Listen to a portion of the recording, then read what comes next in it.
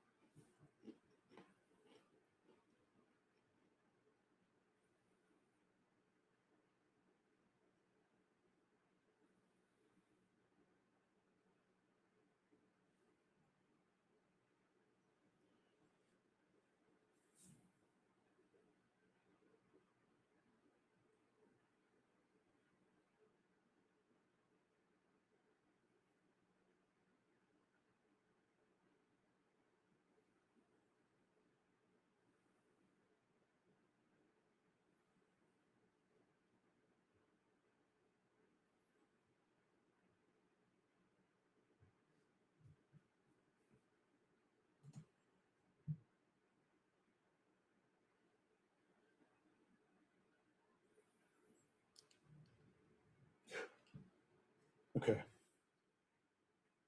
I think I got chat working.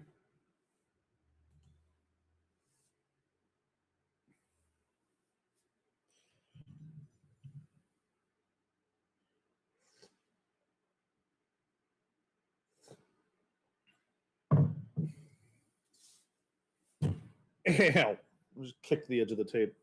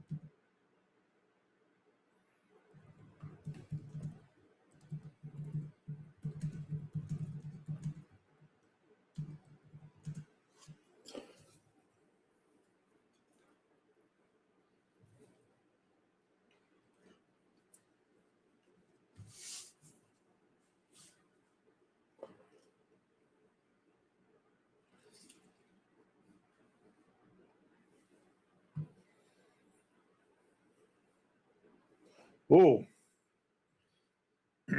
my connection is shit right now. Interesting.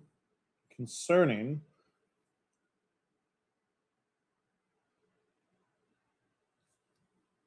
Well, there's not a practical reason for my connection to be shit.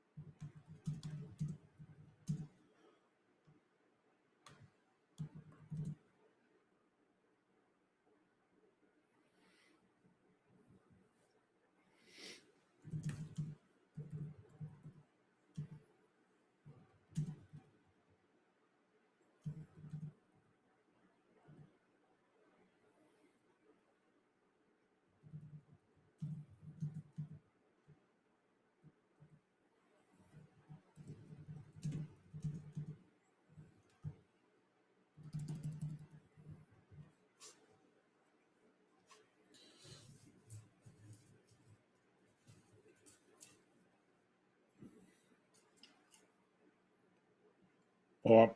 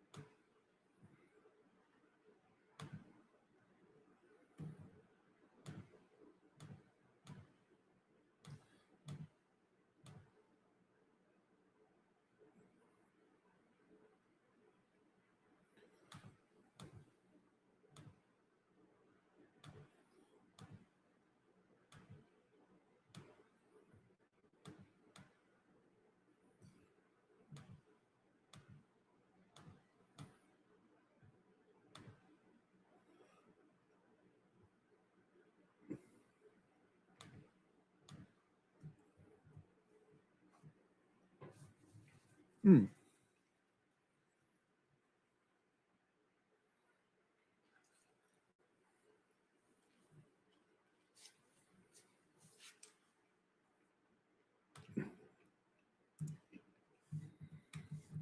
Really?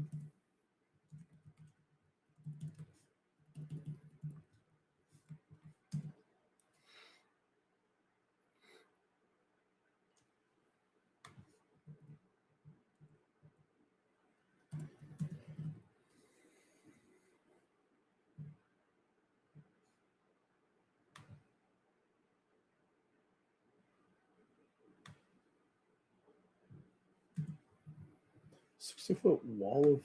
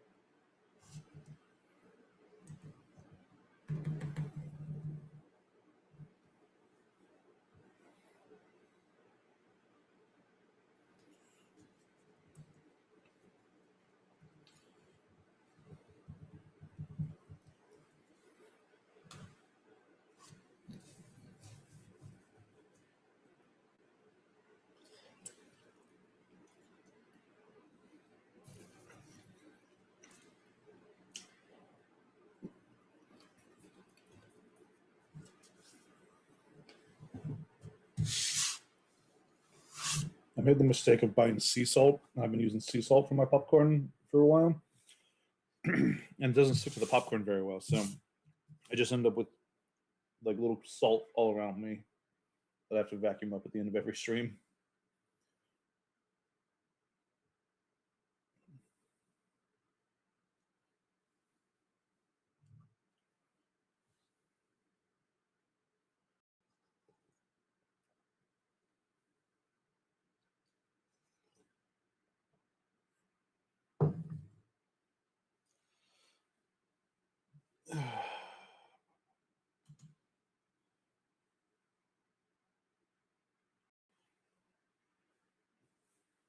Oh, really? Interesting, Twitch. I don't realize.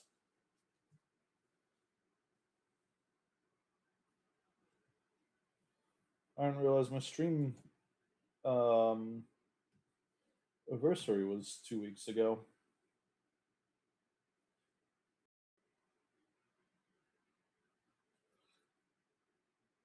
Or it was 19 days ago, so sometime in the middle of April. It's ironic.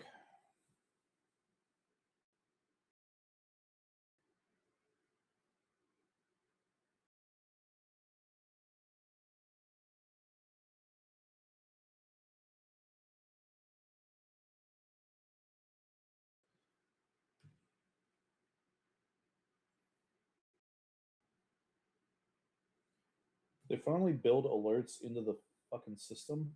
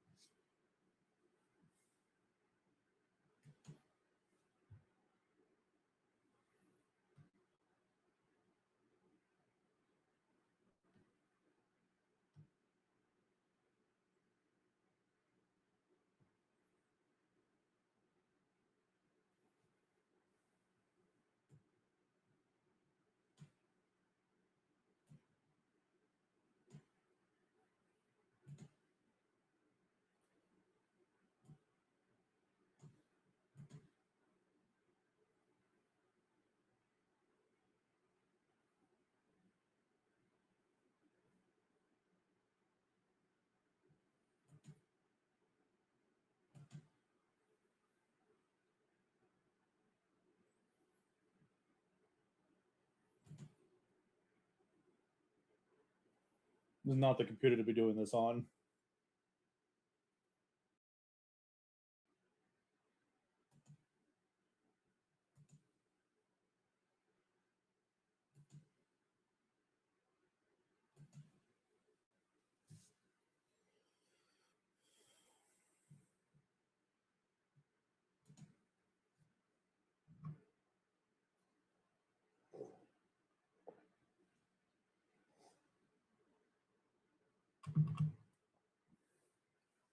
I lost chat for a minute.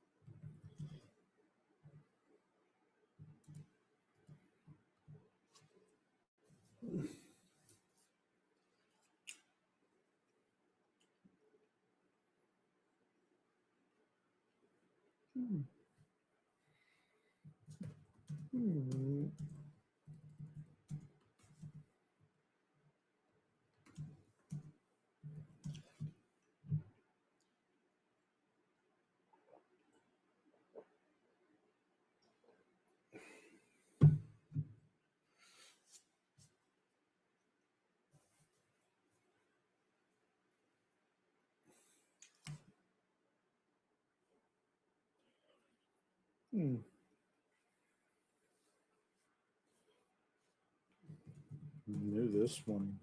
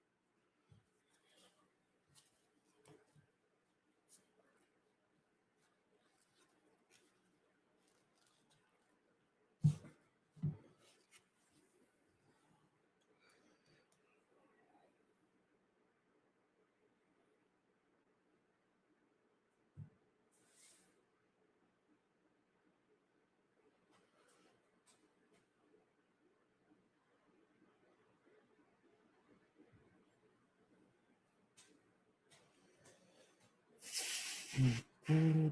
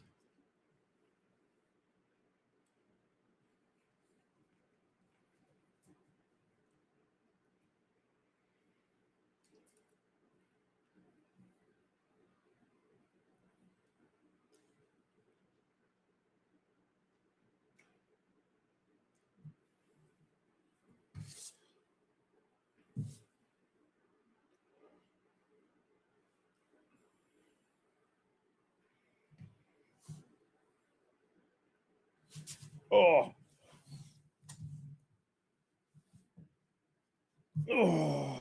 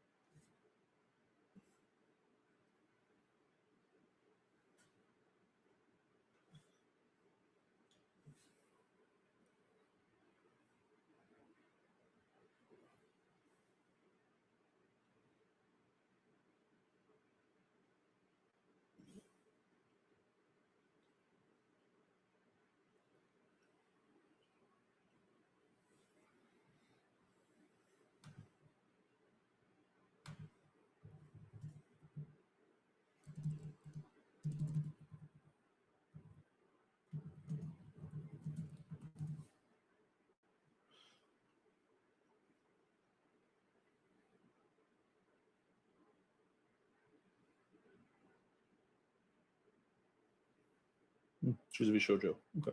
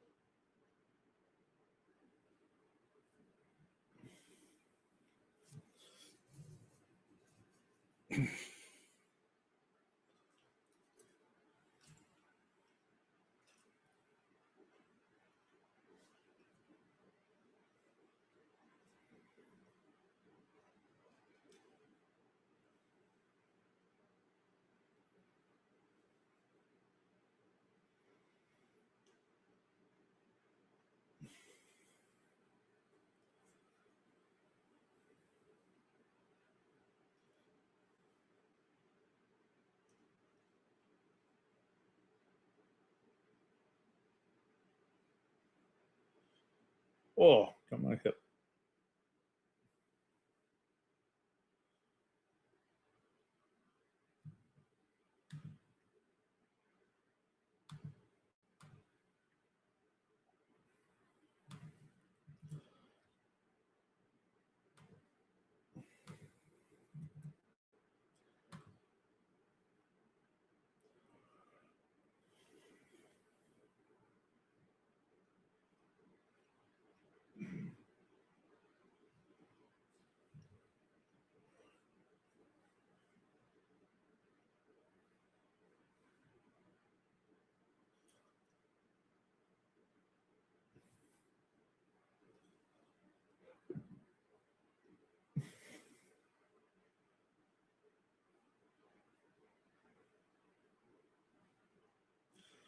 I am setting myself up for so much failure right now with my hip.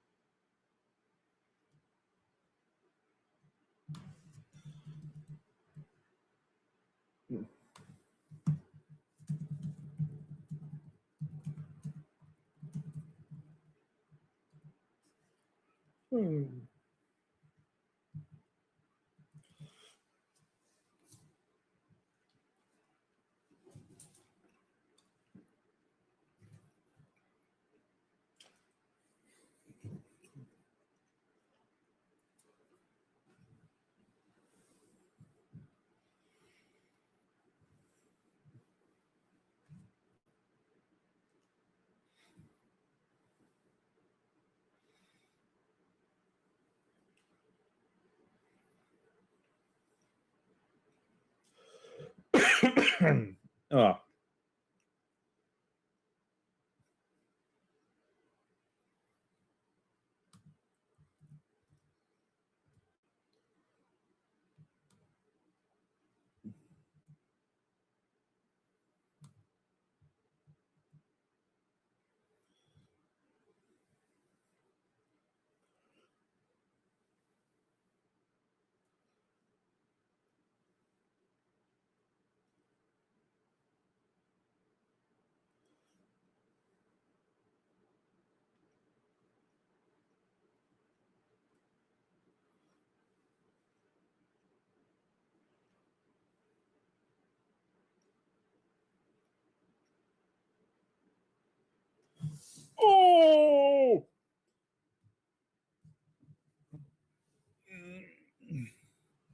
Oh.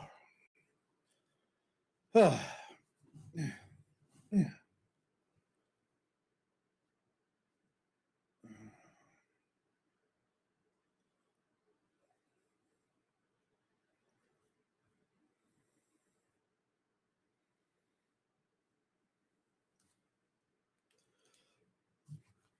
getting warm out here, so I have my fan on, which I'm assuming is coming through on stream.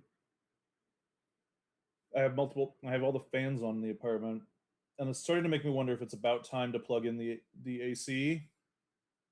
But this is a very comfortable temperature, even if I'm wearing shorts right now, just because it was more comfortable.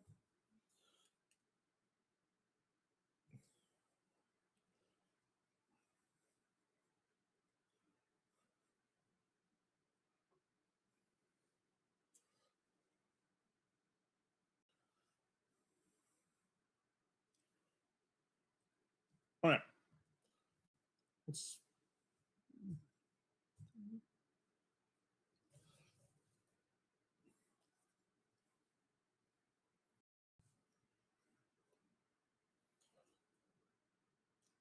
Good. Okay.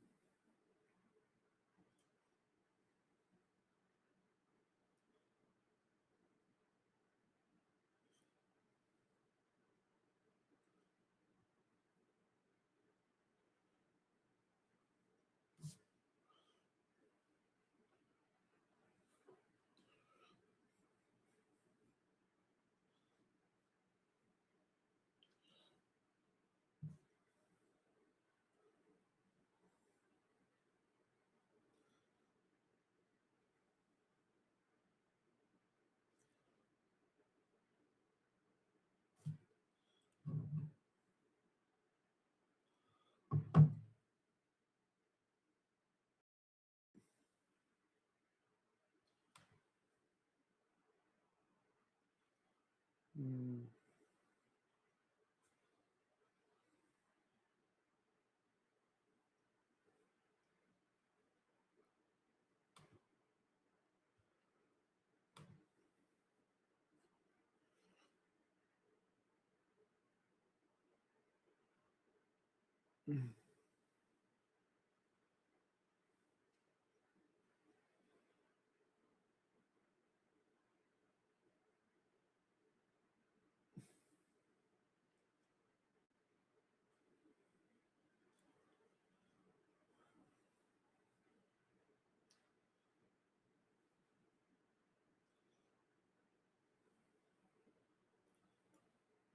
I gotta get some words. Turn my brain.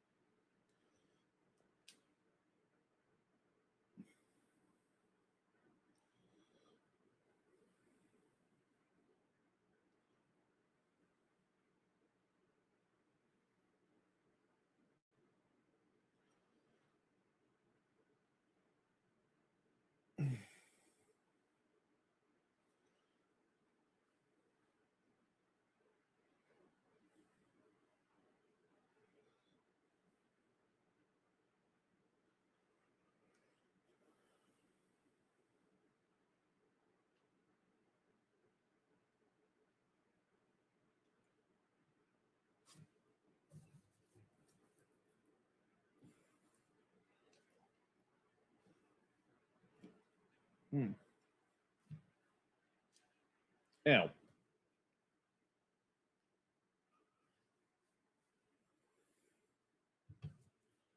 Right. Get my brain back on track here.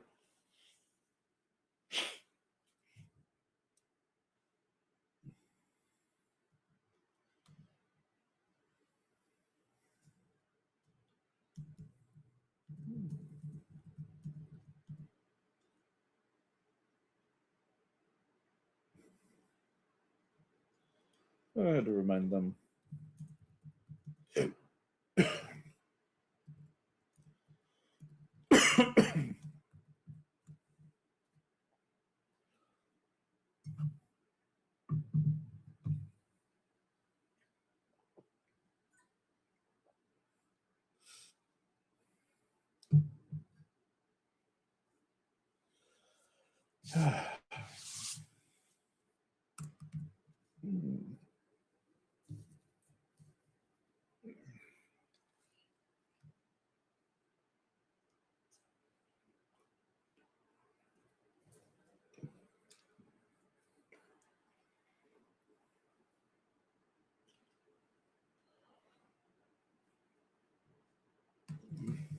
Not going to complain.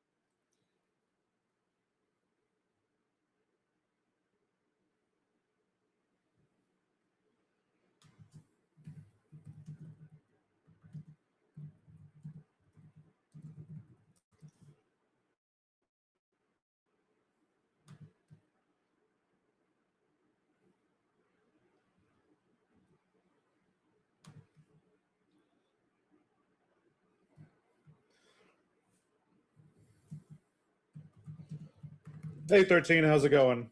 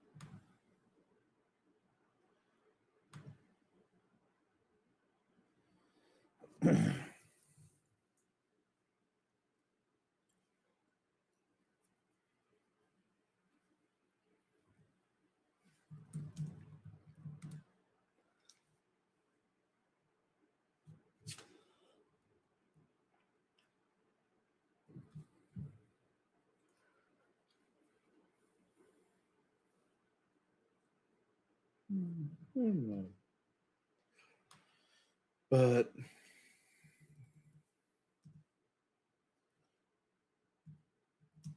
I wasn't going.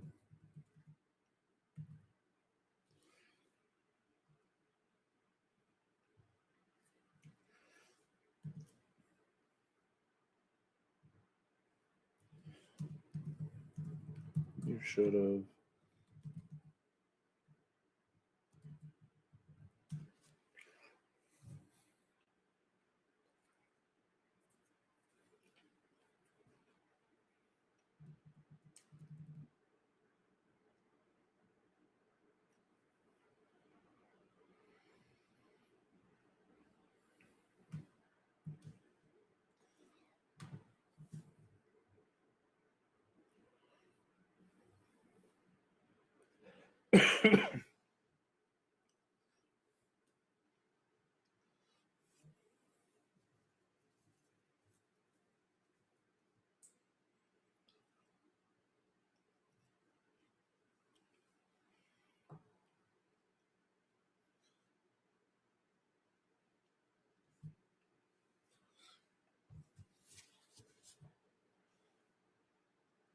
bouncing out already. Thank you for popping in for a sec.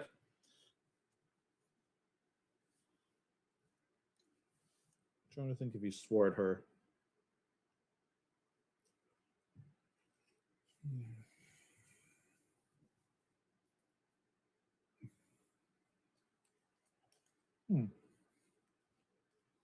Shit nibbler.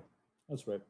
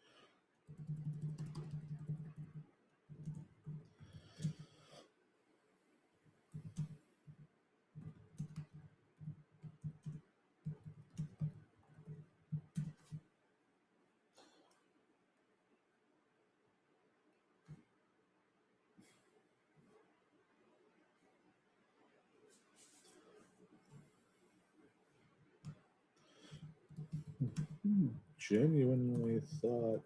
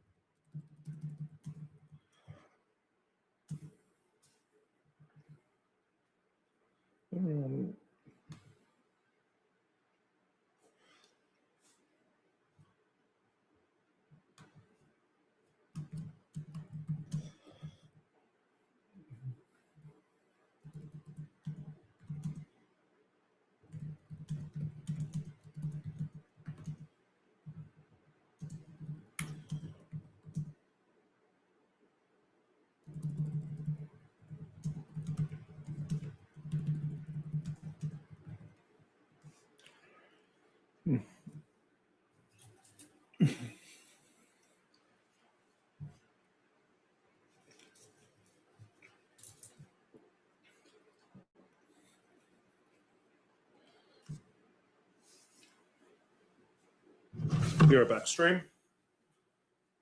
I need more tea.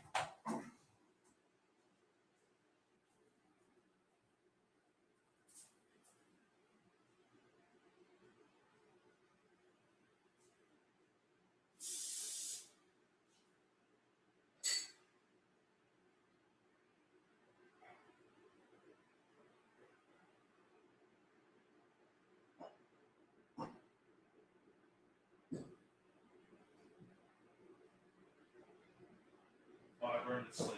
Bummer.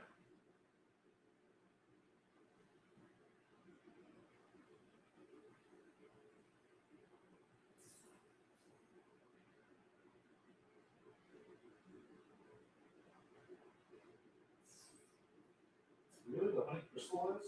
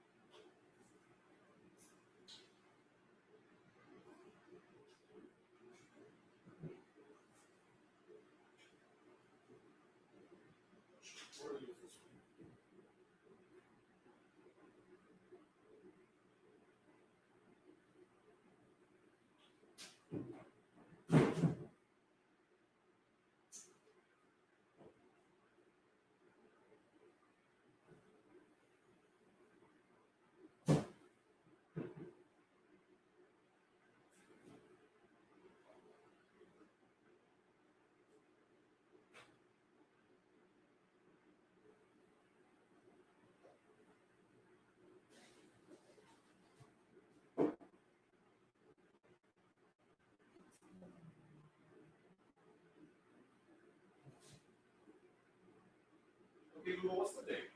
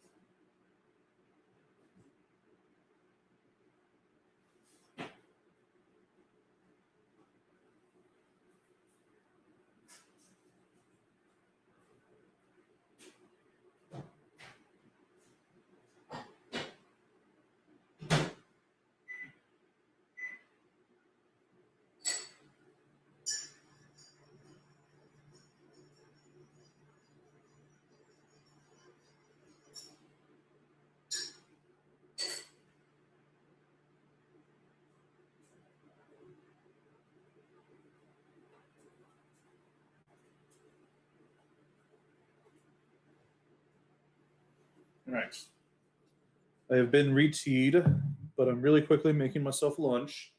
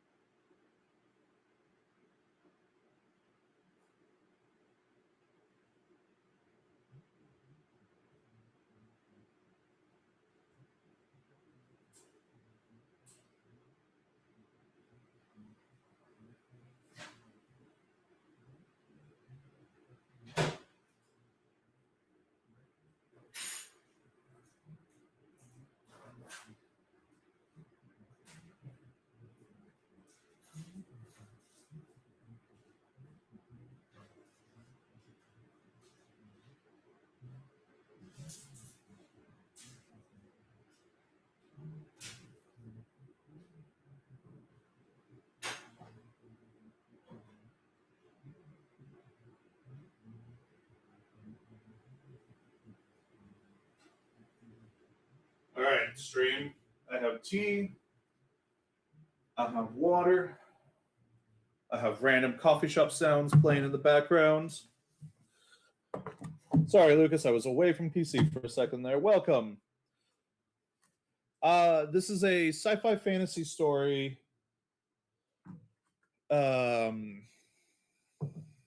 It's gotten out beyond its original pitch setup, but it's a sci-fi fantasy like political thriller, kind of focusing in on a main character. And this book is now focused on what takes away her life plan. She doesn't die or anything, but like removes her like life. She has a plan for life, and this book is the political thriller that takes it away from her.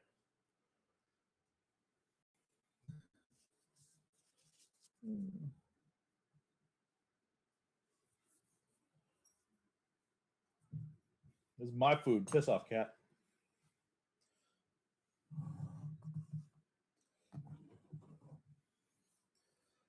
Hi. Hi, cutie patootie. Come here. I'll let you come here. I'm just gonna let you eat my food.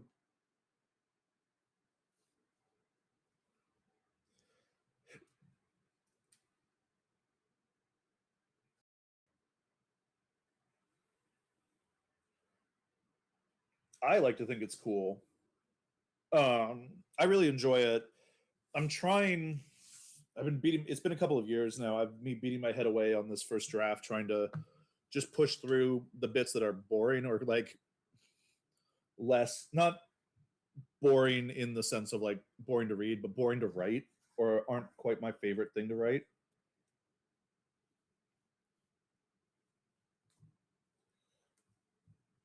You also get a unintentional mukbang as I try to make sure I remember to eat during the day. And for that, I apologize.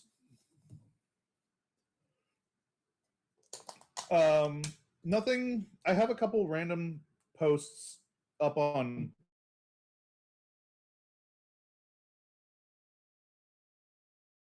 And I was experimenting with self-publishing, and so I put a few things up on Amazon, but I don't have anything else like official out.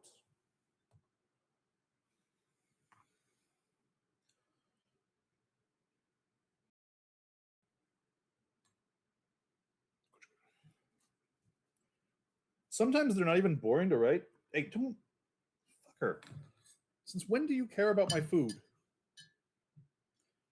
There's a cat who is being a pain in the butt, as cats are wont to do.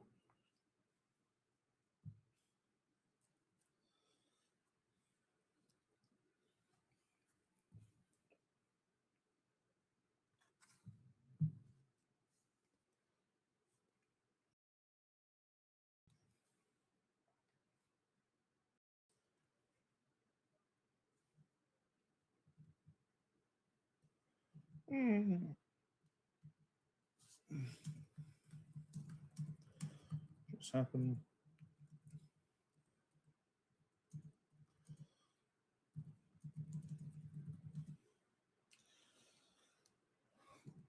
Go on a plane.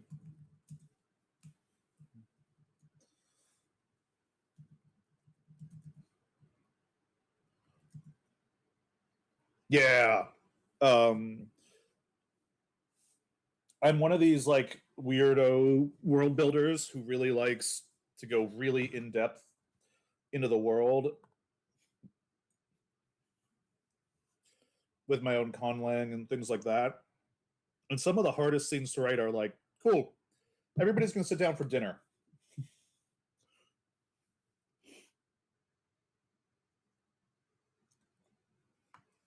And I'm like, cool, what the fuck does that look like?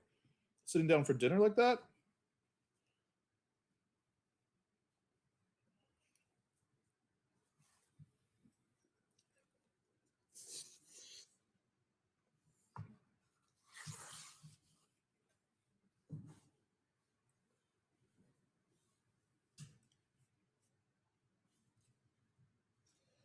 Well, yeah, historical fiction is a whole other thing. Like if I'm wrong about what they ate for dinner, I can kind of just shrug it off. If you're wrong about what they ate for dinner, somebody somewhere is going to give you a hard time about it.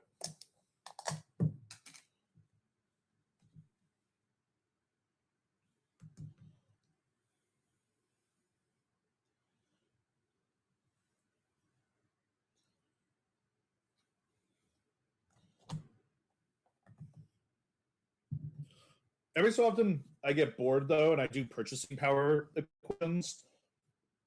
So, like, I'll be like, all right, well, I said it costs this much for a meat stick. What is the rough purchasing power of this meat stick comparative? Like comparative cost analysis between our economy and theirs. Um, one of the issues with world building is that nobody told me how much math was going to be involved.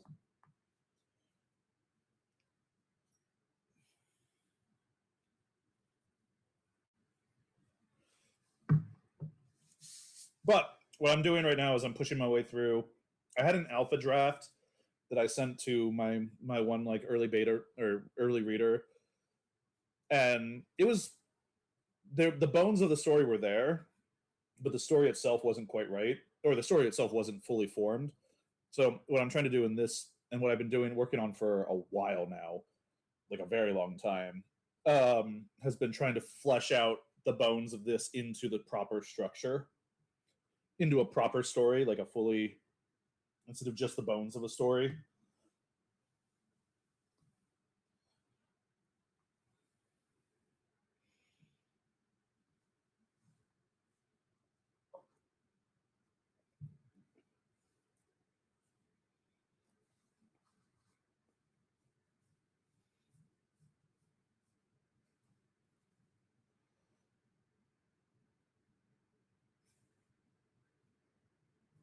Hey, I have a problem that I've been putting off for a very long time.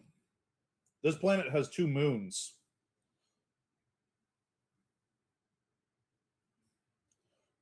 Um, the home world of the main nation, of the main character and the nation we sit in, has 2 moons. It has a twin connected via magic that has 1 moon,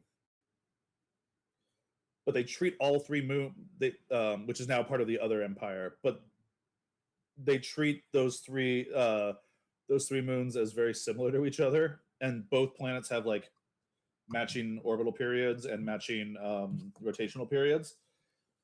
And at some point, something in my brain is going to compel me to do math on lunar cycles. And I don't like that part of my brain. But at least I'm not doing hard sci-fi.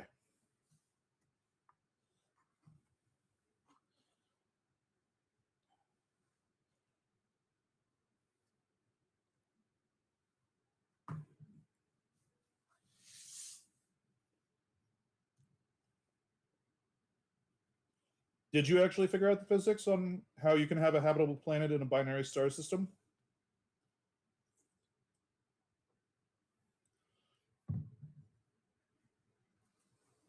Yeah. Honestly, though, so does historical.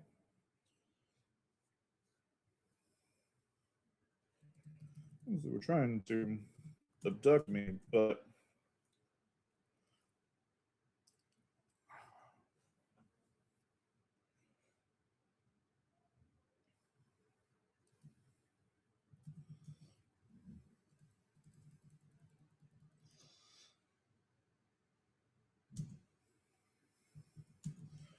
how is this?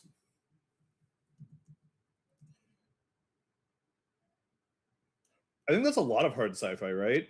Unless like you're very, very committed to hard sci-fi. Most of the time, the deeper into hard sci-fi you get, the more fantastic it becomes.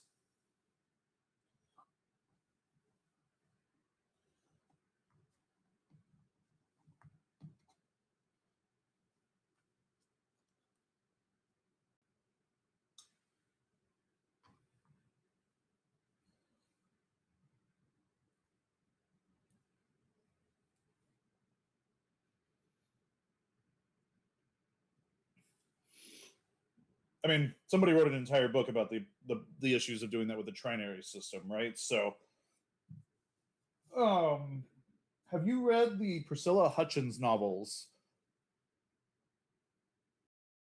by Jack McDevitt, Desmar?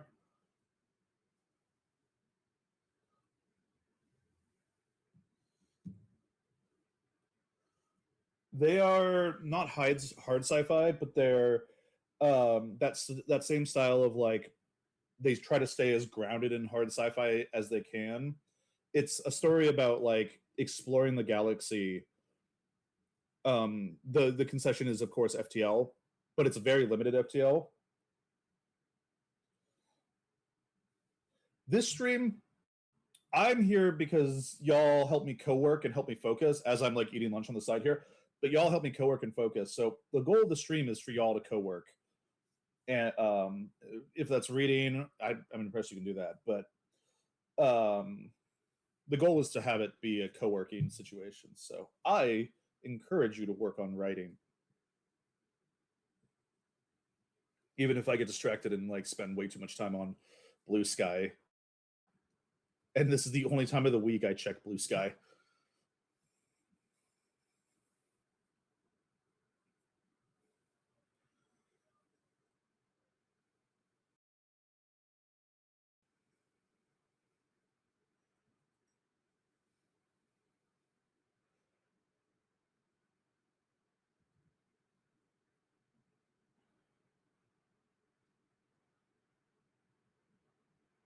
Yeah, I mean, yeah, the difference between like, I guess soft sci-fi, what is it? And what I'm doing is science fantasy. Like I have magic and spellcasters, but also spaceships and ODST and mech.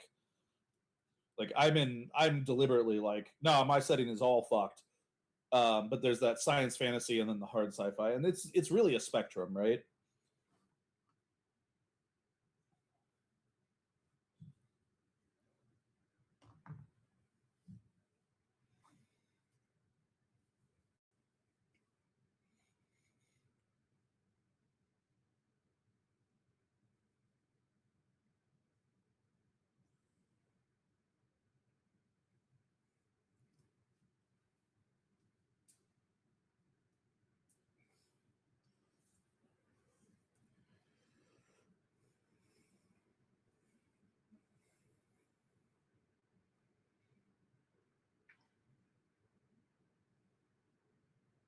Nice.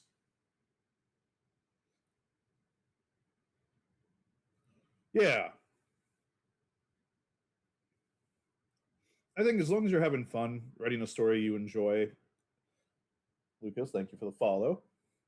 I think a lot of those genre definitions are really there for reader and like sales pitch benefits.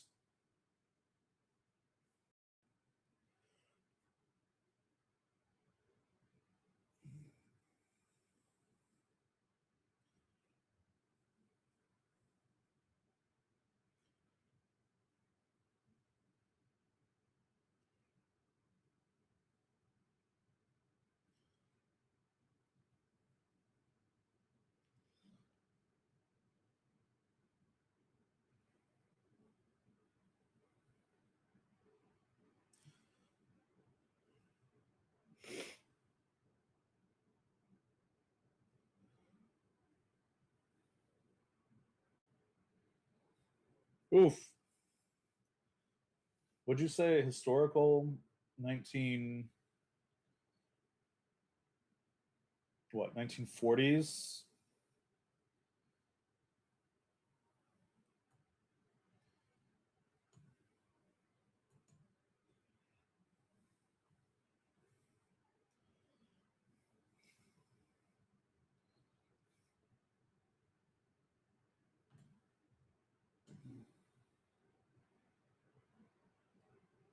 I unpause chat. There we go.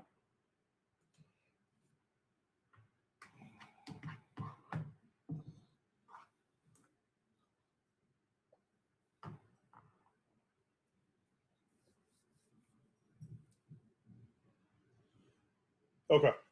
Oh, nice. So you gave yourself a superpower setting to some extent. That's cool.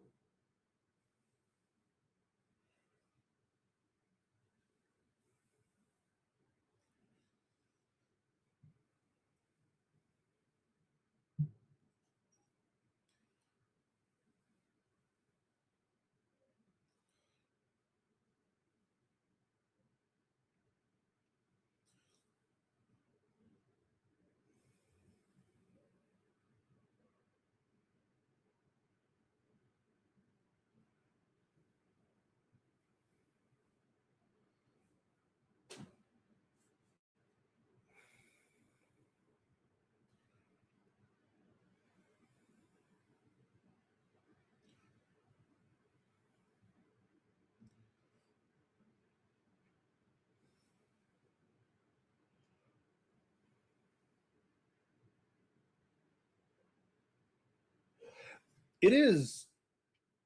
I approve of this. It is weirdly hard to write stories where magic or superpowers or various abilities, like superhuman abilities, are commonplace. It takes a lot of work. Um, I appreciate it, and I always appreciate when it's in a book.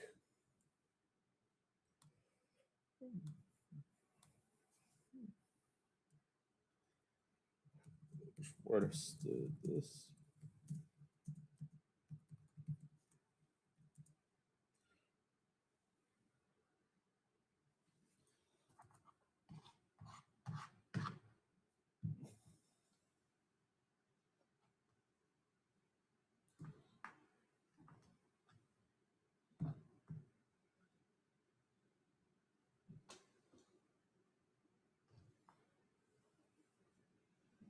Who are you asking, Lucas?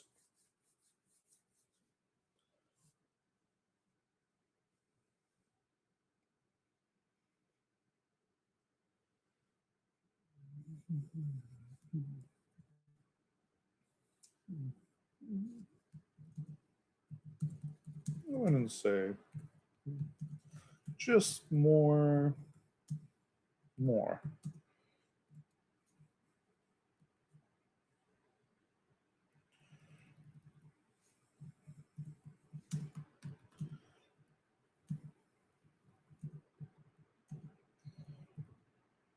I'm sci-fi fantasy. I have spaceships, but I also have magic users and mechs. Um,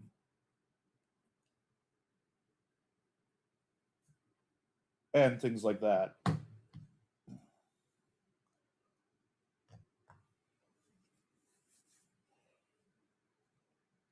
And this book is more political thriller than anything else.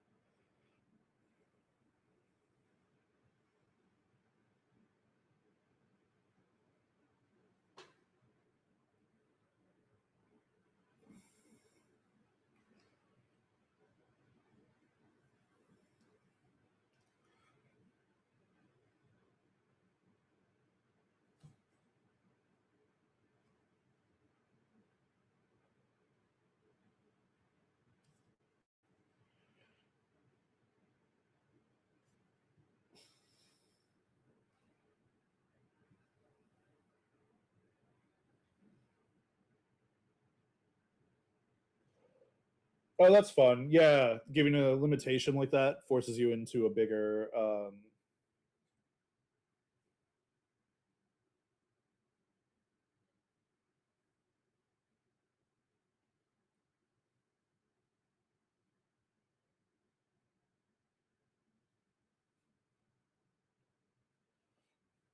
That's where I do run into a lot of random issues.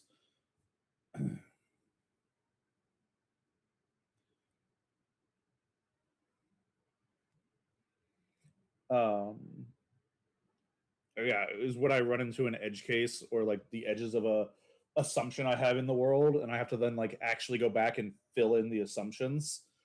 Um, One of the biggest things I spent a while working on. Um, Shit, one sec. My setup is weird.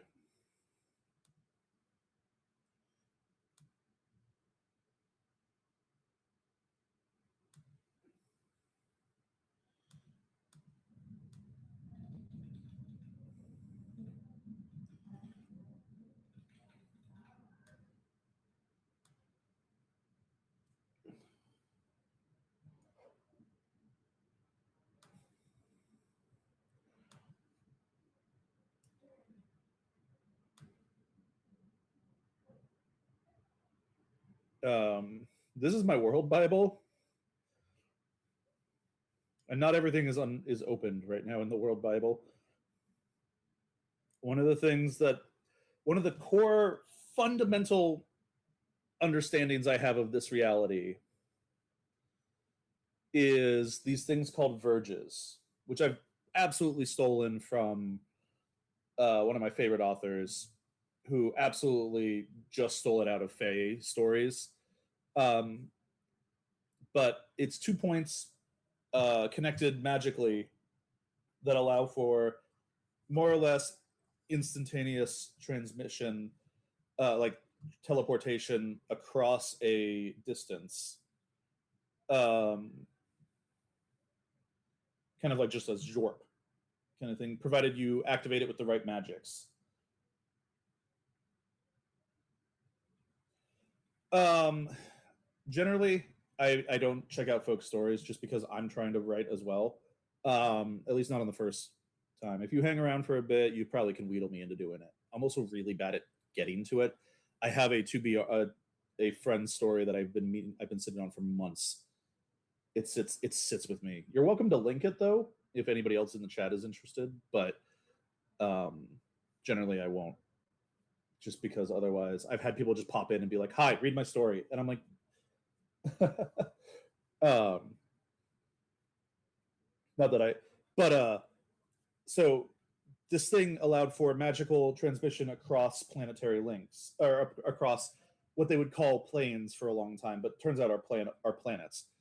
Um, and it's been this core fundamental assumption of my world, but I've never done any work on it. And then I had a character go visit one. Like it was a key detail of her just going and crossing and transitioning over a verge rather than getting in a spaceship or anything else. And I had to do suddenly so much math and work about like what are the different technologies of a verge, like how are the ranges on a verge, what are all these things, like I had to do all of this math about like what does it look like when you're teleporting, how much can you teleport, what are the materials, um and like how many people you can fit, trying to like just get like semi-mental images of like, all right. And I had to go pick some stuff that I'd grown up near, that I could be like, all right, cool, I've been in this park, I know what this park looks like. um all of a sudden though, right, like all of a sudden I went from like, oh, this is fine, to like, oh cool, my character is going here. Shit, now I have to do a whole bunch of work that I've just never thought about.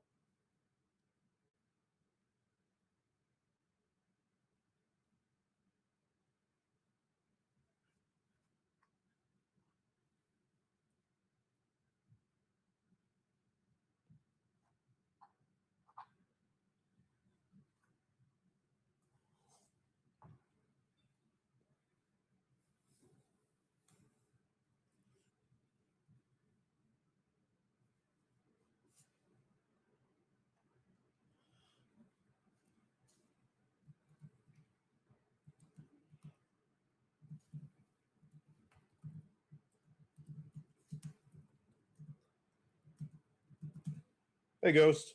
Welcome. All kinds of new friends hanging out. Thank you.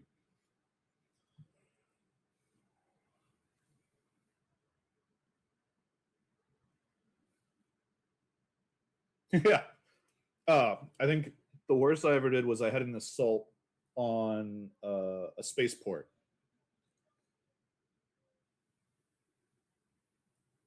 So I Googled airport blueprints. And then the same day, I got curious about what C4 was. And so I Googled how to make, or like C4 recipe and some stuff like that. And I was like, whoops.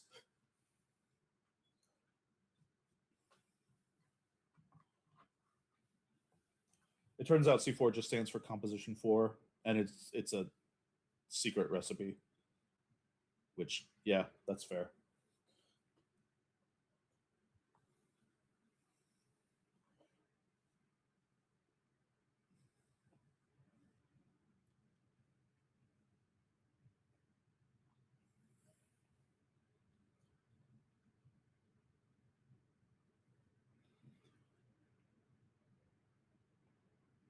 I'm good because I can't even keep up with the writing discords that I'm in.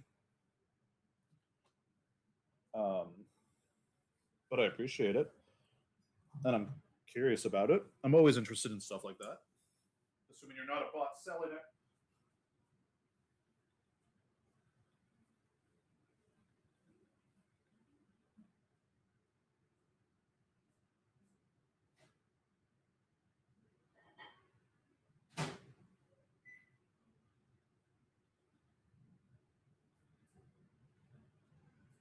Sorry, Shred. My teeth got cold.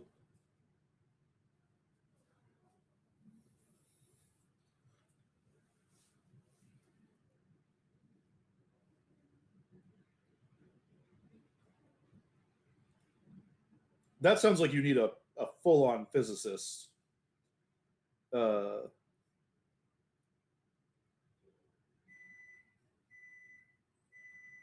totally get it, Ghost. I was mostly joking about the selling.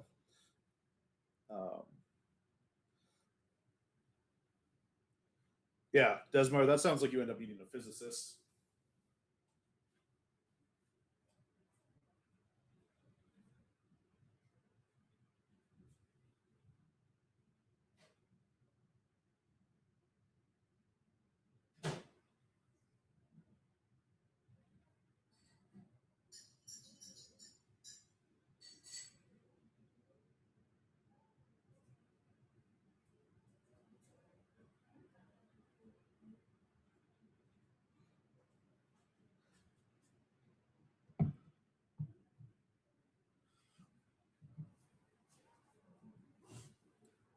I think one of the biggest ticking time bombs I have in my world building, uh, well, the two biggest ones, I have conlangs and I need multiple conlangs. I need to write multiple conlangs, and I don't have a linguistics background. I have an anthropology background, but I do not have a linguistics background, and I'm bad at like learning languages myself. So I'm gonna have to bust my ass to either learn linguistics and learn how to like learn the fundamentals of language, or find somebody who really enjoys that stuff that I can collaborate with. And then the other one is at some point I need a galaxy map, and I need to understand how fast the multiple types of FTL I have are. And that um because and one of the things you get advice on as a sci-fi author is like never do math, because somebody who likes math a lot more than you will come along and like be like, you did your math wrong. Um which is very fair advice. But one of my biggest issues is the way Star Wars treated hyperspace in the sequel trilogy, which was that it was like a magic go anywhere button instantaneously. There was no sense of time being there was no sense that hyperspace had time to travel.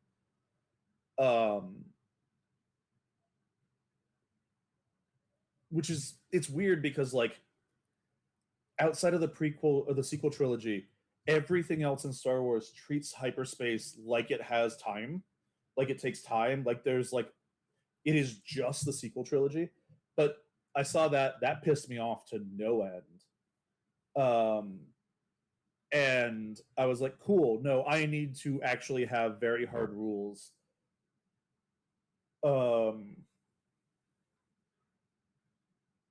About like the speeds of my FTLs.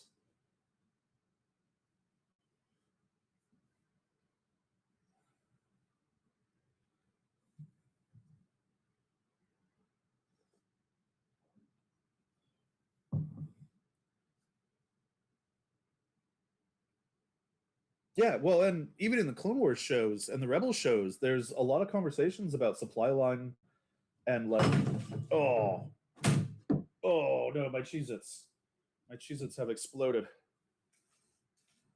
There's a lot of conversations about like FTL taking time, but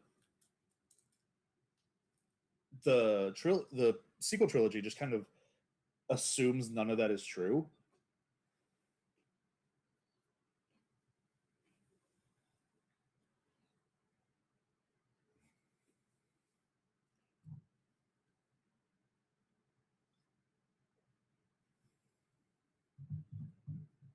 I mean, there's a reason that the Falcon has like a chessboard, right? A space chessboard is because it takes time to get to things. And so you want creature comforts like entertainment.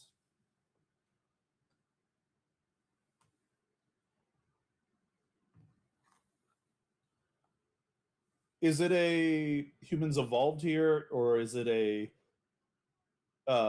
this is a lost human colony kind of thing? Are they human? My characters aren't human. It's a fucking choice, I'll tell you that. I love my characters dearly. But the choice for them to not be human is continually a like, I made a mistake.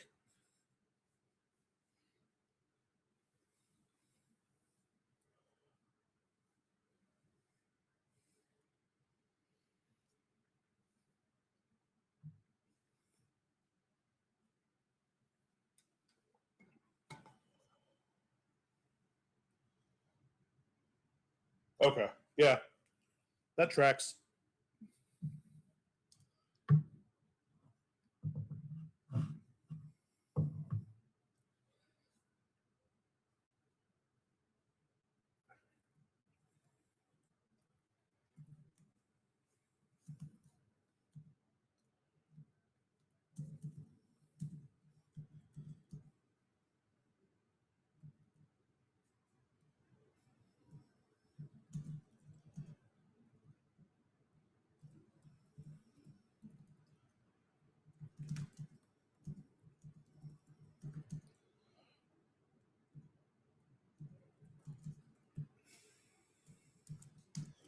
So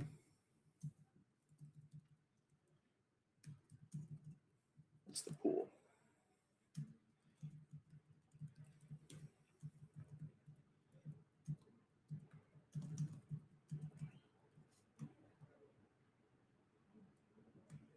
Okay, your base, yeah, Lucas, your basic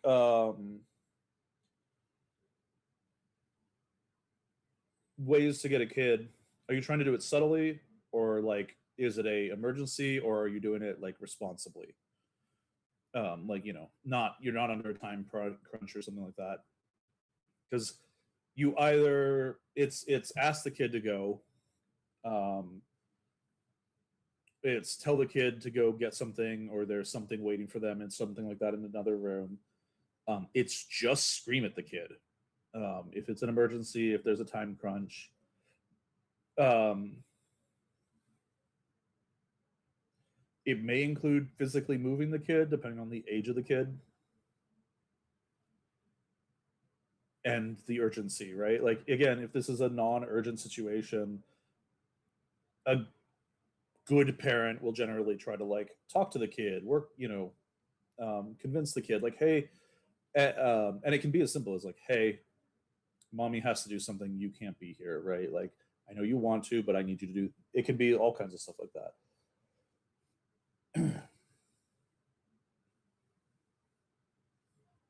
Desmar, it is simultaneously a trope that I love and I hate. But I like that you put the thought into it of like uh they kind of just fucked up their calendar. They don't know how long it's been. Um I hate Lost Earth, not like the concept of Lost Earth. But theoretically, Earth isn't lost. They know where it is. They just have no way to get to it. Um the Interdependency by John Scalzi did a really fun take on Lost Earth. And so did oh fuck, what are they? They're Cosmere books. I think they're Cosmere books. They're Sanderson books. They're YA Sanderson books.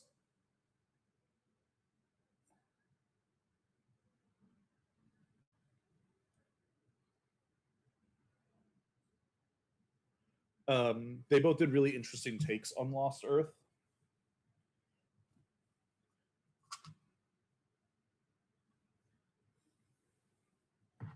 Lost Earth only drives me up a wall because the idea of losing knowledge like that is like existentially terrifying. But then again, I guess it took us what 1,000 years to figure out what Roman concrete was. So shit just be like that sometimes.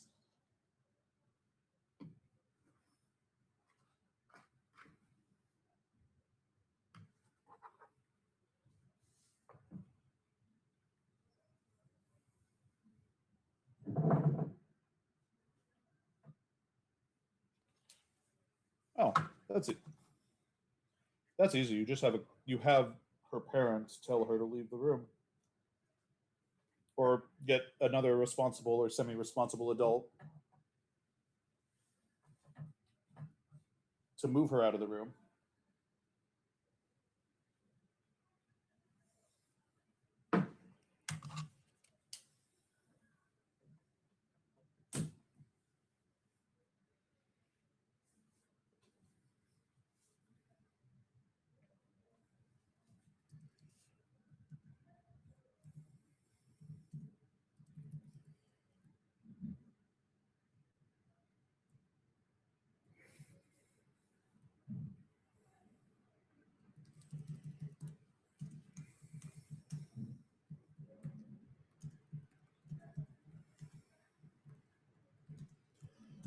Bye.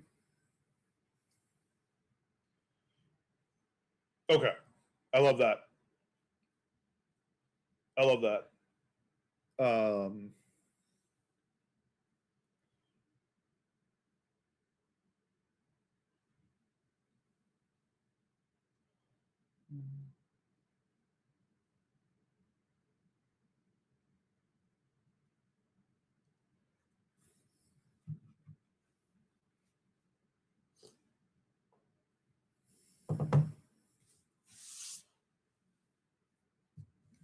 like I said, that is my favorite way to deal with Lost Earth or like Lost Human Colony. Is they know about Earth. They didn't forget about Earth. They just yeah, it's not on the priority list to get back to.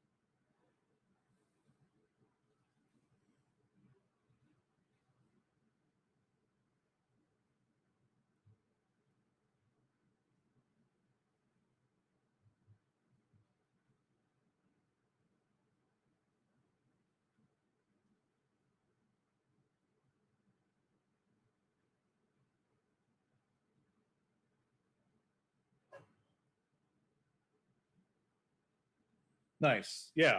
No, that makes a lot of sense.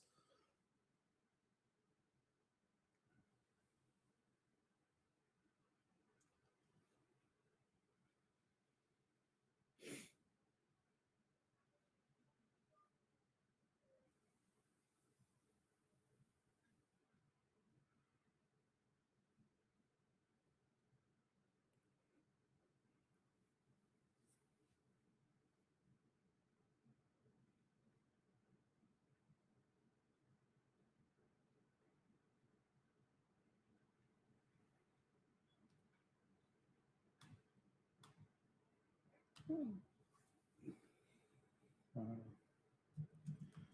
yeah.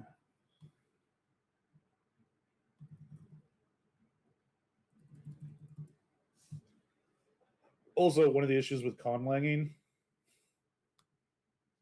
is forgetting what the word, knowing that you have a word for it, and forgetting what that word means, or for how to spell that word.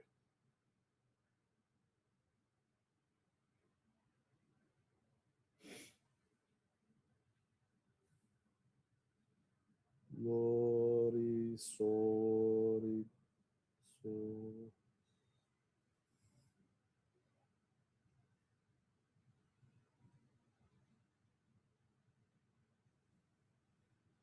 I am almost certain that I'm going to have an editor come through this and be like, you need to pull all of these words. But like, one of the things I've imposed on myself as a rule is that I don't use man or woman. That's spelled wrong. It should be solitas, right?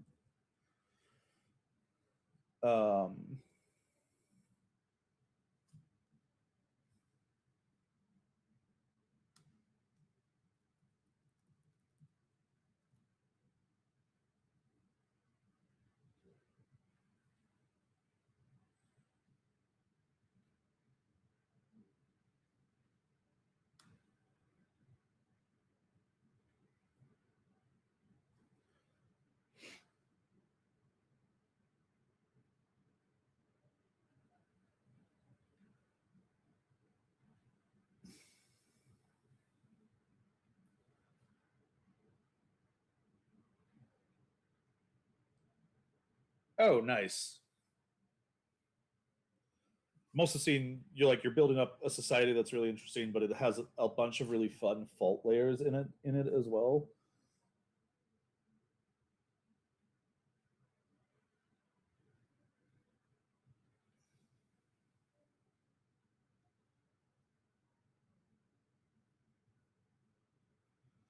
Now I'm trying to find the spelling of a word, and I could go look in my world Bible, but where's the fun in that?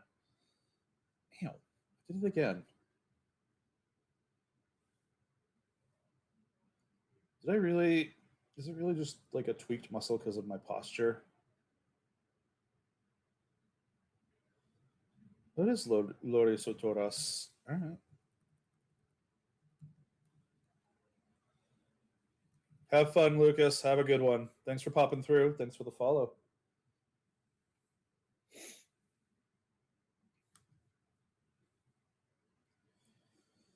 And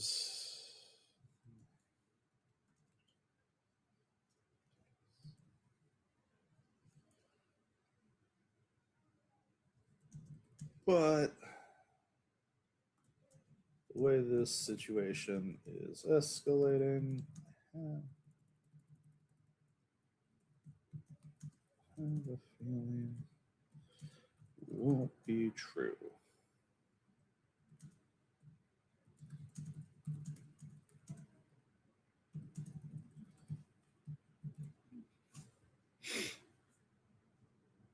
Hmm.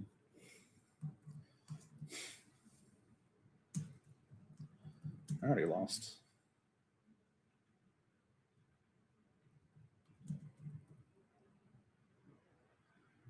This is the first. This is one of the first times I talk about money in the entire book. I already lost 15 bits.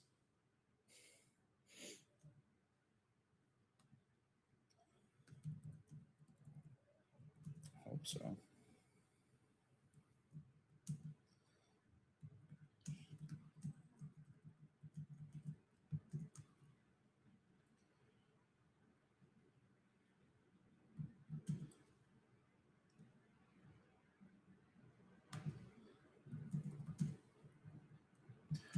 No, Jinde would know better. Who would bet against her?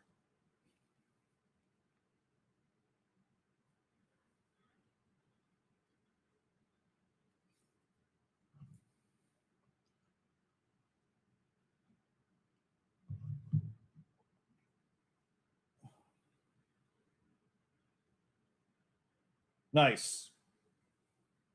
Yeah. It's so weird. I wrote, it's a sci fi fantasy setting. My main characters have been all over the Imperium. She's like Fleet Special Ops, ODST, basically. And she's been all over the Imperium. The entire story, with the one exception, takes place on one planet. Almost all of it is set within like one or in a handful of locations. It's so weird. And it's also hard. Like, I've written the big expansive stuff pretty well, but having to come down so small into a planet and into a portion of a city, or into a city, a large city, a very large city, but then like into the smaller portions of that city.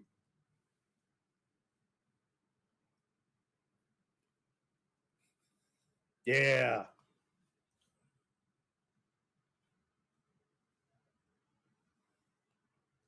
You are my kind of sicko, Desmar. You understand. All right, who's in this room?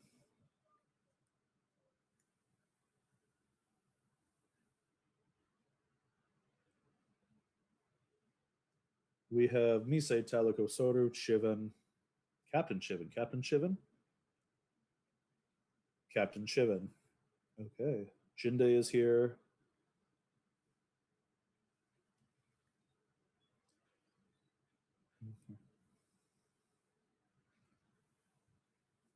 Ah.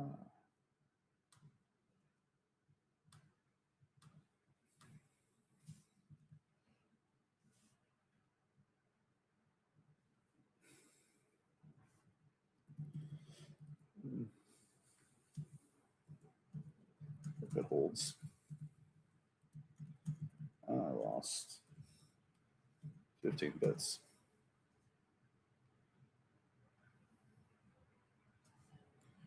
Oh, right. I haven't actually done the bread math. I need to do the bread math. God damn it.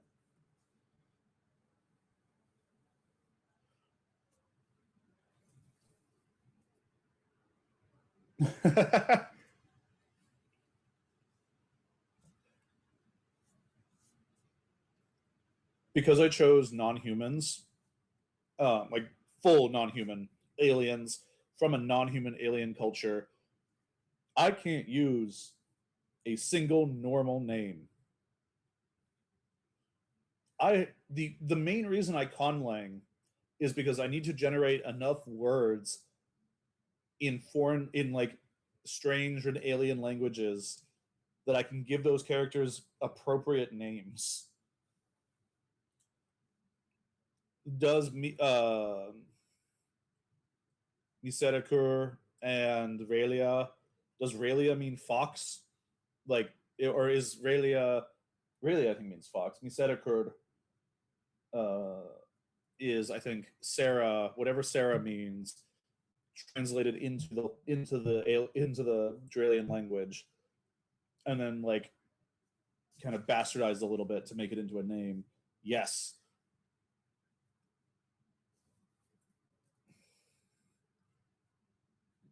But it's not a single species empire. It's a multi-species empire. And we're late enough in the timeline that the main language that I've conlanged should actually have a whole bunch of loanwords from the subsumed imperialized subcultures. I don't have the subcultures languages. I have to go back in and do subculture language work and then build those loanwords into the modern language. Oh, I should really do that with ships. Ships would be a really good place to do that with.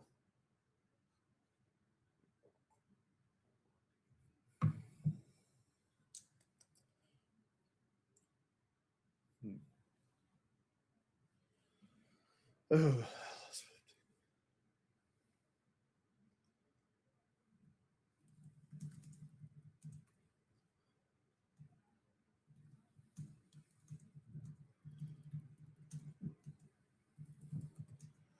you managed to not.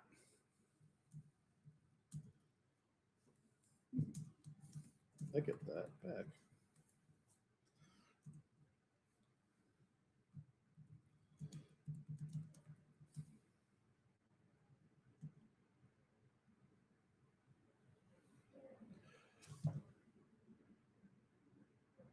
I'm not going to say if you can avoid it, don't do it.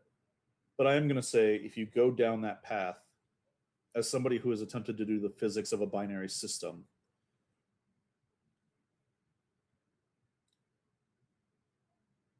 it is a long and scary ass shit. It is a weird ass path. One of the biggest weird quirks is my characters are immortal. You can put a bullet in their head and that'll kill them, but they don't die of old age.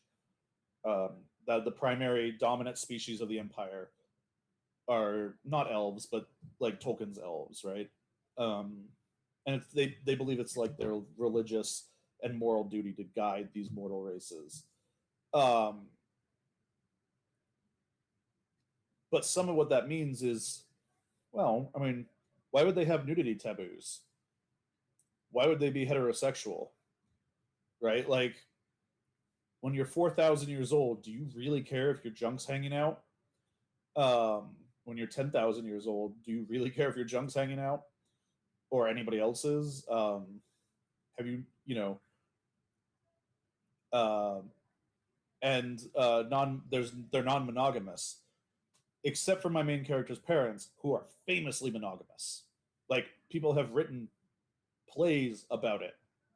It's weird, but they're the couple we see the most. We spend the most time with interacting with, and so at some point we're gonna, as we go into the story, we're gonna spend a lot more time with the other couples, the other like polycules, kind of across the species, across the cultures. But it has so many more characters to write, and I don't want to do that. So the monogamous heterosexual couple stays monogamous and heterosexual because I don't have to add new characters.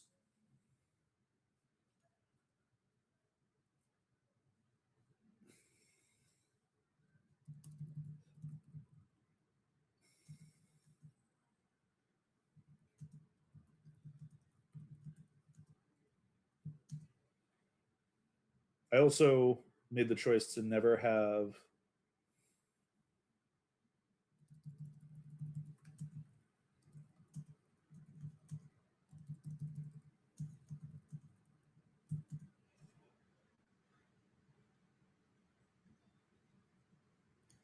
Yeah, well, yeah, and when you have a small cadre of immortals, it's a lot easier, right? Like they can do weird things, but it's like kept within a cod. When you have a society where the primary um, cultural and political force is the immortals,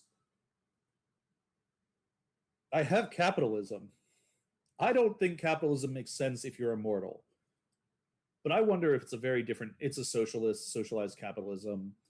I wonder if it's a very different. If it looks incredibly different because a lot of the people who are running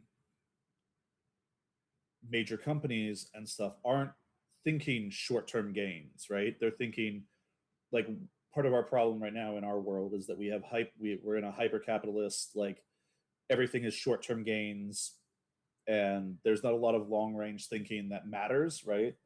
A successful business that is steadily earning a decent amount of profit and can last for 40 years is a bad business compared to the business that is like growing at an exponential rate but is going to burn out in 5. And so maybe they do have capitalism, but it's a lot more conservative in the like No, the business that lasts 100 years is the only one that makes sense for us to invest in. Like we're not going for these like boom bust cycle kind of thing. But I need an economist. I need to go talk to an economist about like whatever the fuck that would do to the system, which I'm not opposed to, but is terrifying.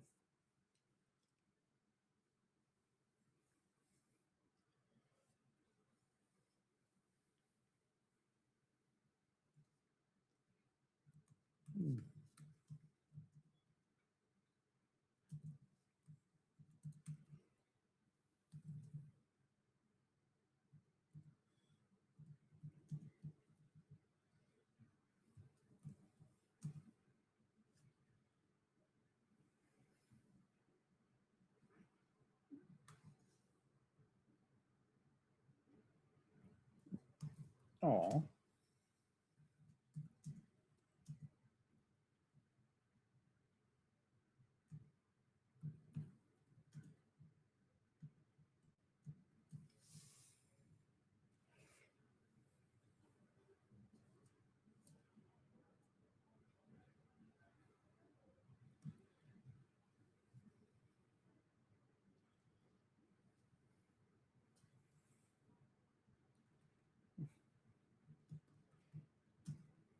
bold choice thinking.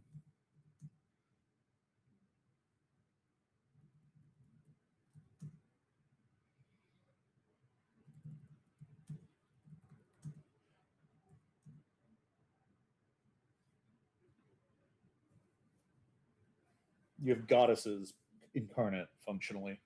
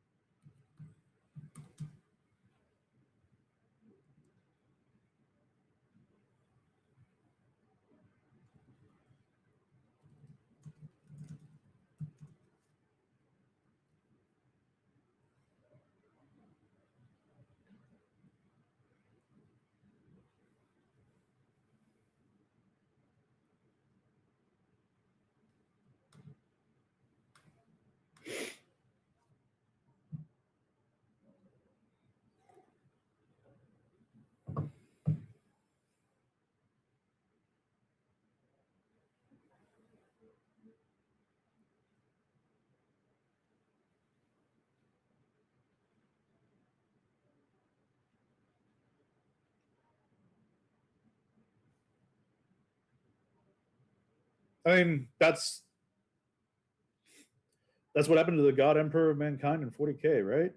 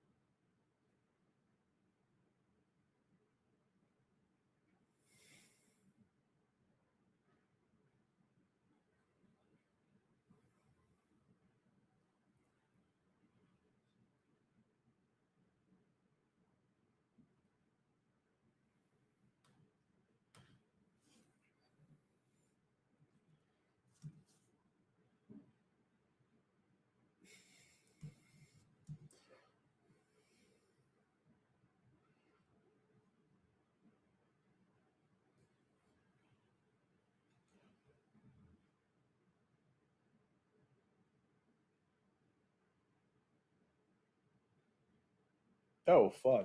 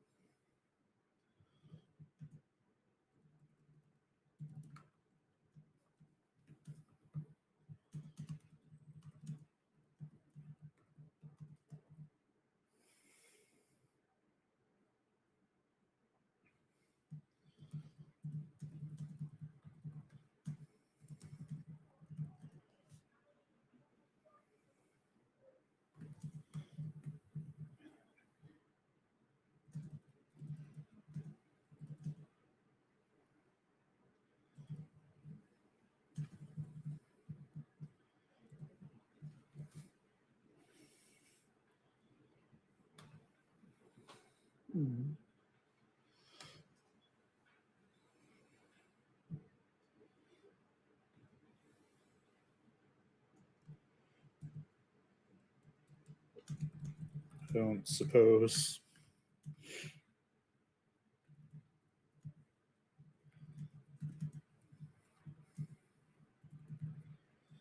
Conference room. Was it there? No such.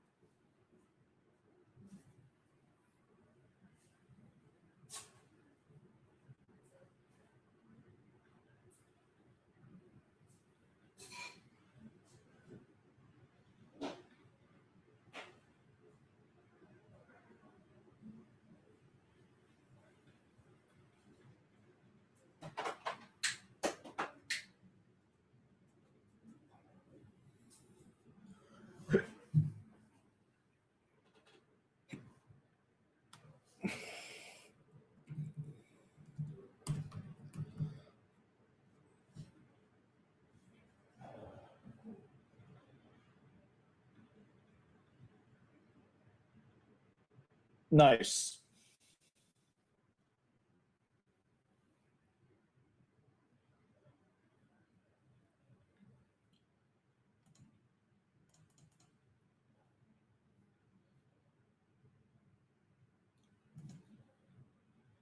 That was one of the interesting things in building the society, is building it broken and flawed so that there are problems, but also structured in a way that, like, the police force in this world is A, non-military, and B, legally obligated to help and protect the people it serves. Um, you know, like, building the systems in a way that, like, you get a society that reflects things I like and believe should just be baseline in society, while also, like, absolutely being broken.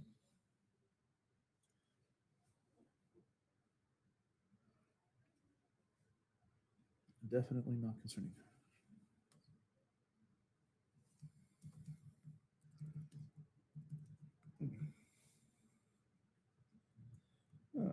Well, that's a different.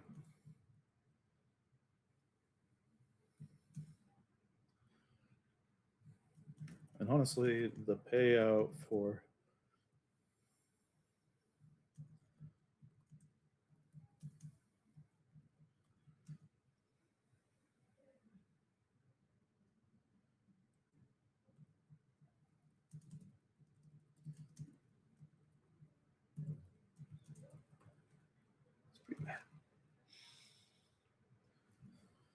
Hmm.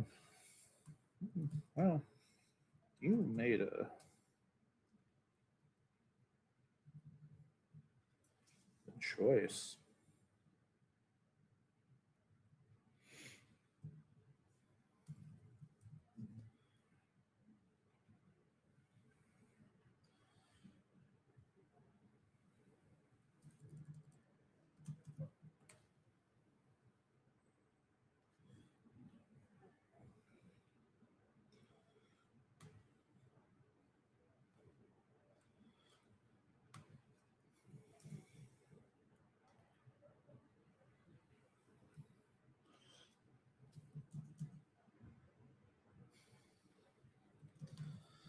Vivian Honors' greatest strengths is that she doesn't.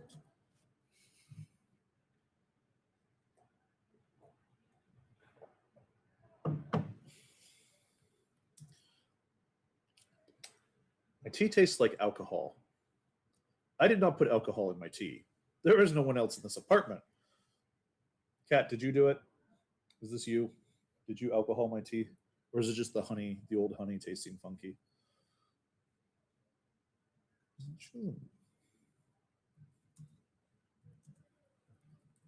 Appropriate lectures.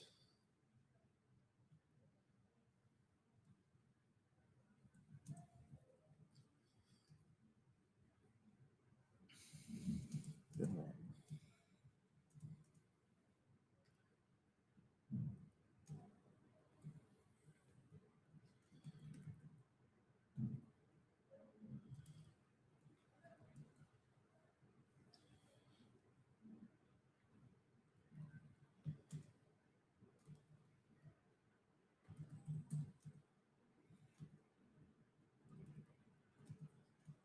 Ujuba.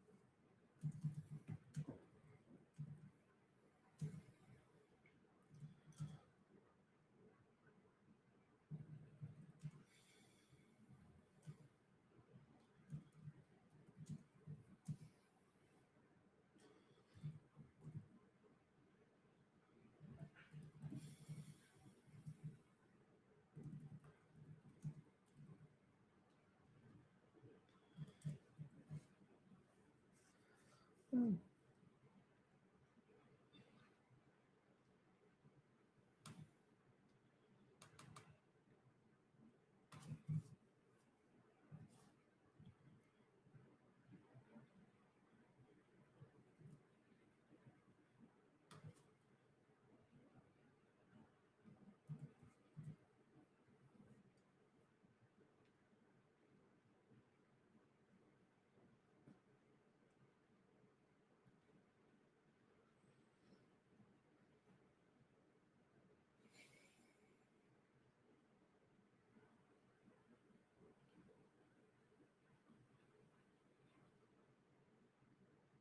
Oh wow, you've got multiple books planned out.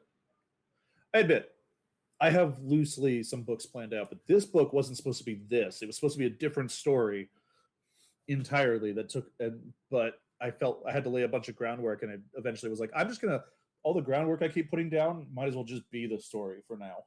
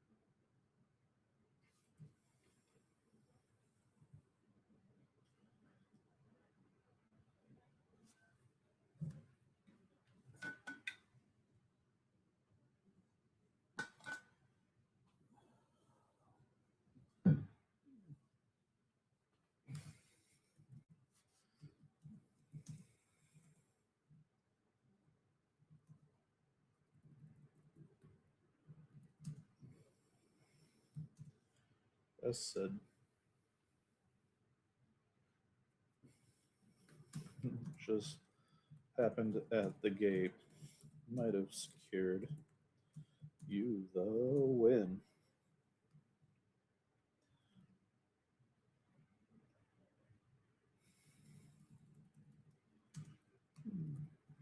I'm not really.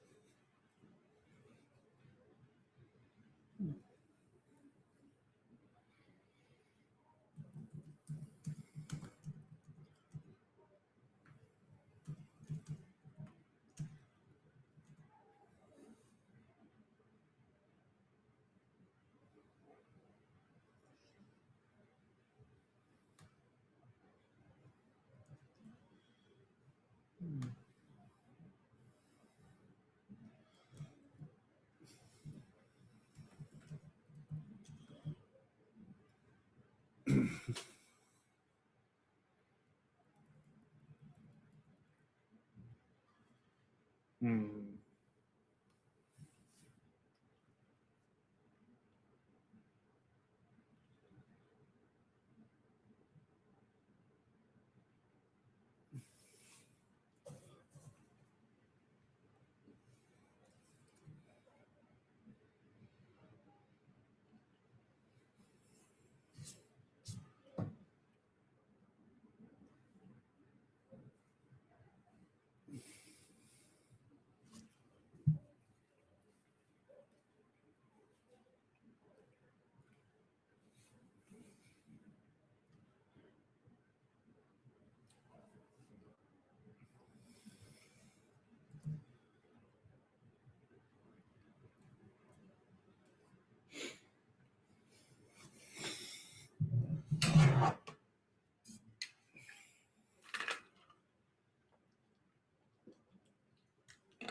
Gotta adjust the tone. One of the things I'm gonna have to do on edit is adjust the tone of these two scenes I've been working on.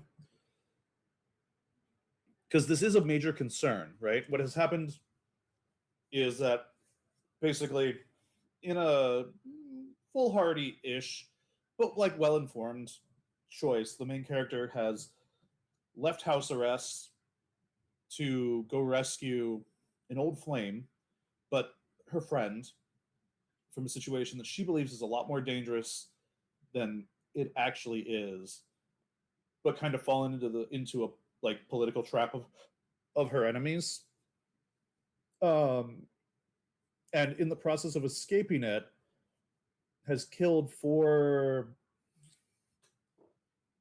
congressional security, like think like not Secret Service, but like congressional security members, who were absolutely doing illegal shit, and acting in a way that is not legal for them to do. But and she doesn't kill them softly; like she murders their asses, or she tears them apart in the process. And the fallout of it is going to be just like this, like big political blow up, right? Like this big kerfluffle is going to kind of fall down on her head.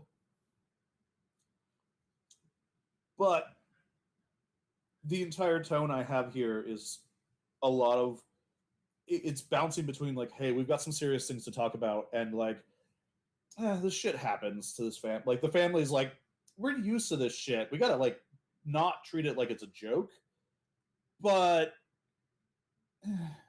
you know, it we have enemies and this happens, kind of thing.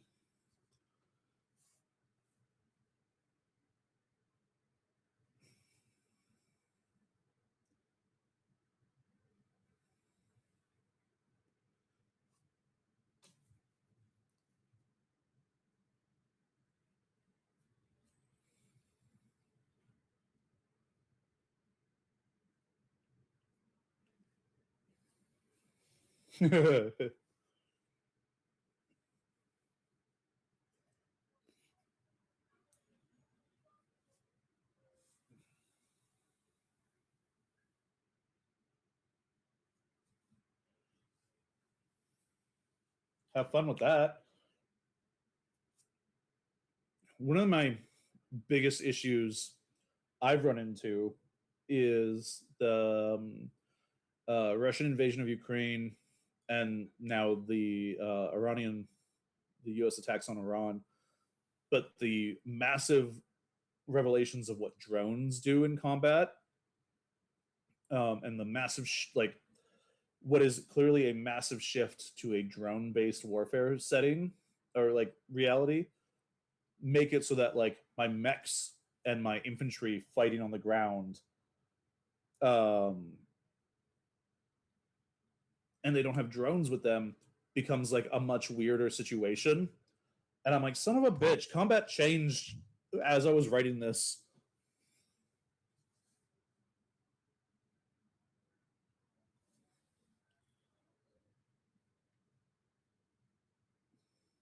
I too have hard light constructs. They don't come up a ton, but they are one of my favorite powers. I mean, it's just a Green Lantern power, but like with more originality. The lanterns suck at using their power. The Earth Lanterns.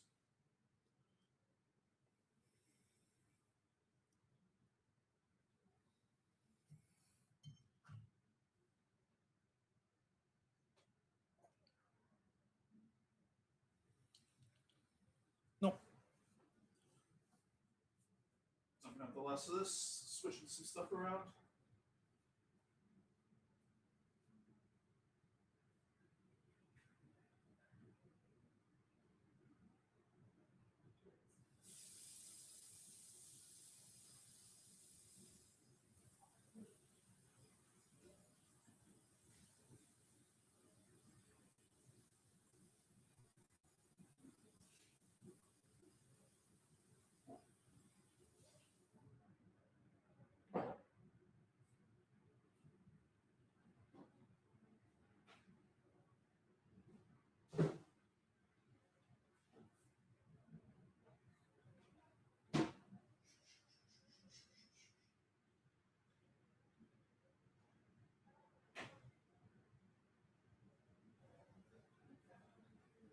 Actually, now that I've moved, I'm gonna be right back for reals. Like I'm gonna take a proper break for a second here.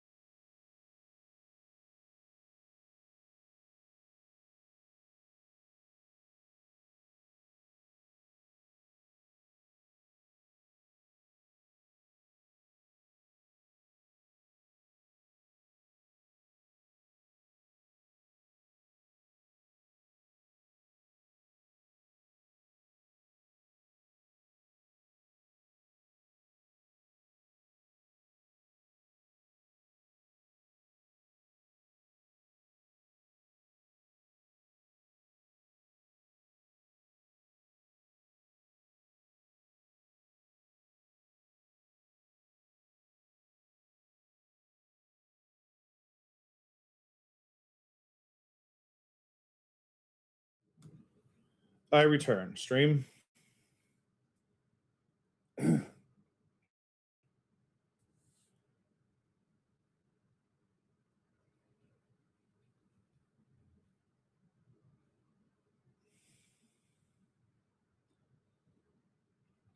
Thank you.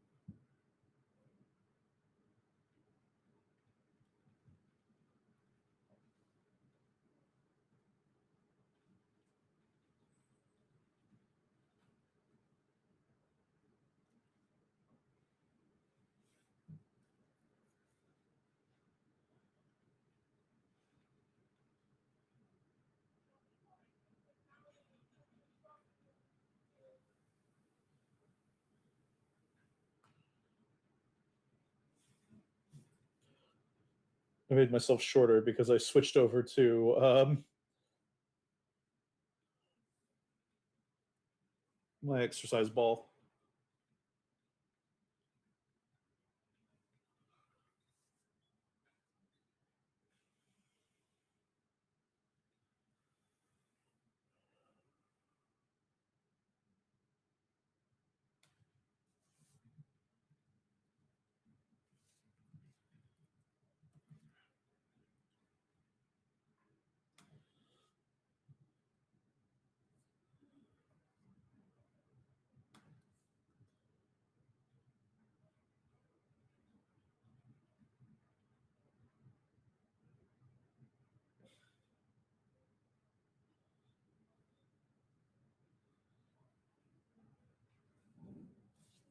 Oh.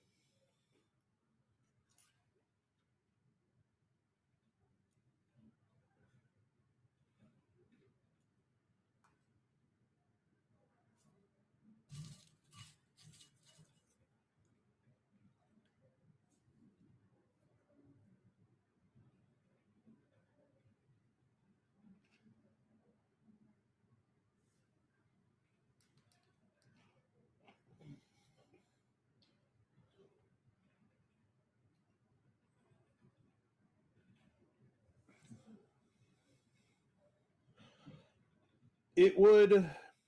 It depends on the tone of your story. Um, Armageddon. I don't know. Hold on.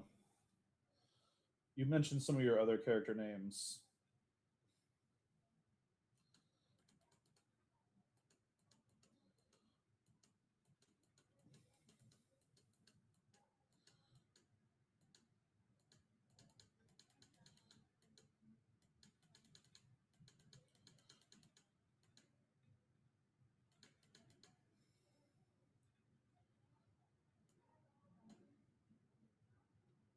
Sure, but it's going to be read as Armageddon, right? Everybody's going to assume your character's name is Armageddon.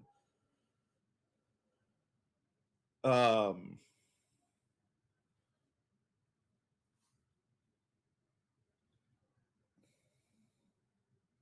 Armageddon is I like. Unfortunately, like I said, it's gonna be Armageddon. I like, but you're gonna have to find a way to write it that's gonna come out differently than Armageddon. I know Armageddon. It's not actually Armageddon either. I just can't read.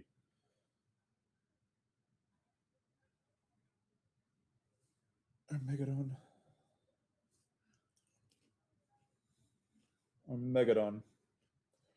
I think Megadon Sunray is, yeah, I think that's good. I think, okay, if it's on purpose, just be aware that like people are going to misread it as Armageddon for a long time. Armageddon, and you don't get a chance to correct reader pronunciation. Like that's, we live in an age of hyper connectivity with authors, and like authorial intent is super more relevant than it used to be. But just like keep in mind, you won't be able to.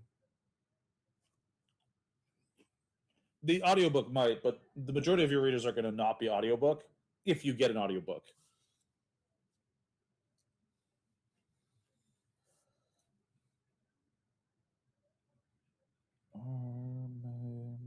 Armageddon. Armageddon is the other way I would probably end up pronouncing it.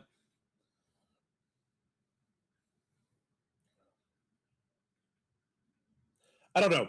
I'm somebody who has a main character who's, or major characters whose names are a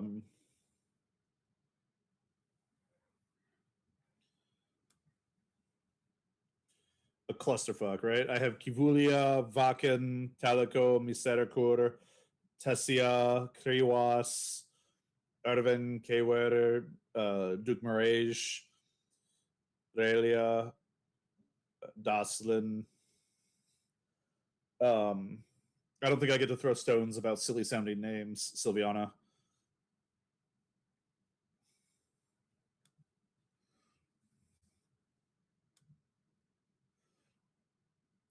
Oops. I don't know what's about to open. Yeah. I think if you go in knowing you're going to get Armageddon, people are going to talk about your character Armageddon a lot. And that's intentional, and you're fine with that. I think you're in a good spot.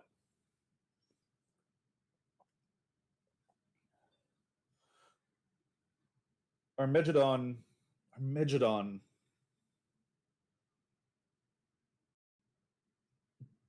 Yeah, Armageddon is a mouthful, but I don't think there's anything wrong with that. Does it have a diminutive? Is it Medj?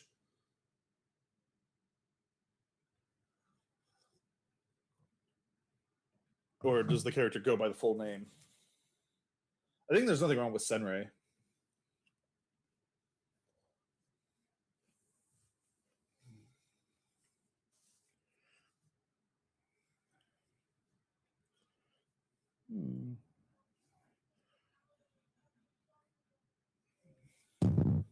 Oops, sorry.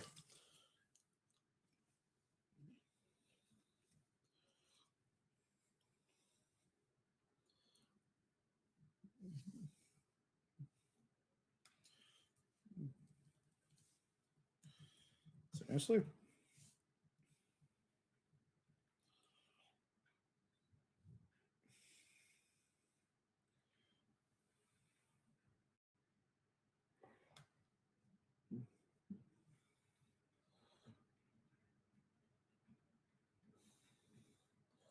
Medji. I mean, I think it's having a character that doesn't shorten their name is pretty good. Like as a character trait, I'm an Alexander, not an Alex. You know, like it's a pretty natural state of being. Medji might piss him off too.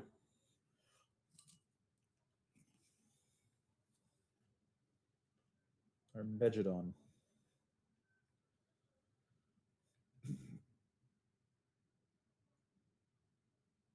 If you made it a J, no, that'd be Armageddon, wouldn't it?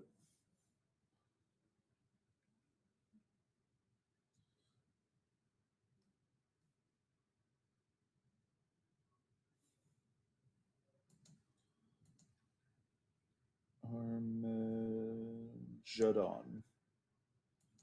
It would make it a Judon, not a Megidon. That's valid. I appreciate that you also have your intelligence agency has a different acronym.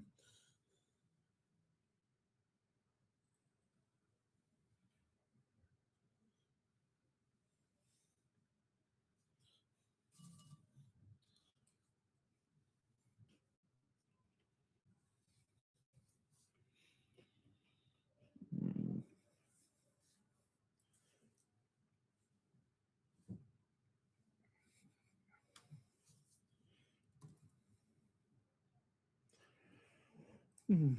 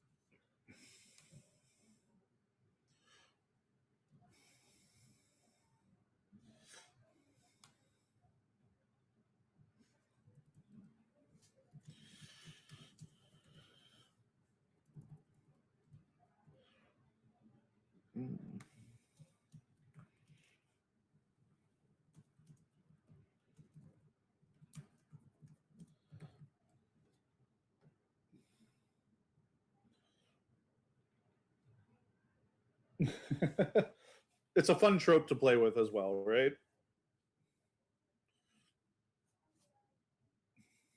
Seriously?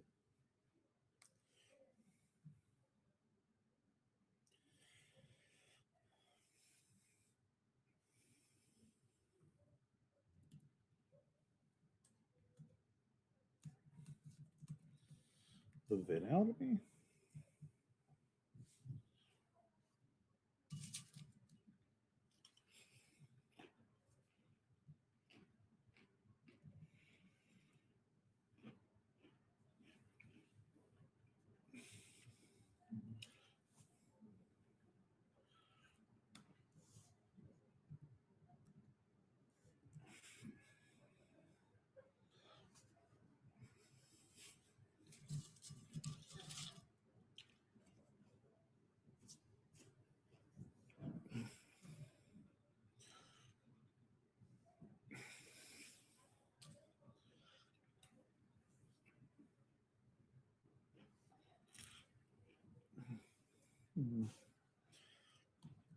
Boom.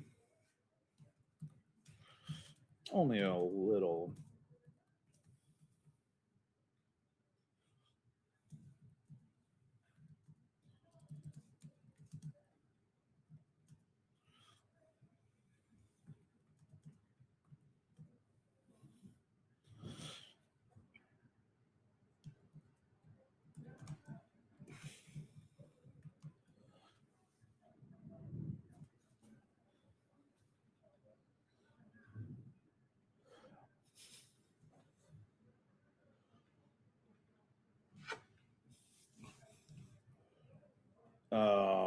I might give me 1 second. I have to change backgrounds.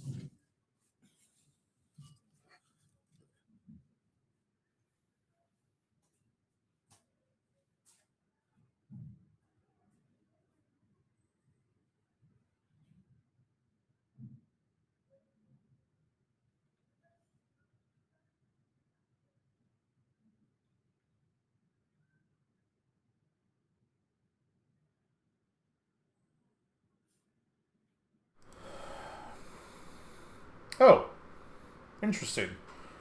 Why is my webcam not working over here?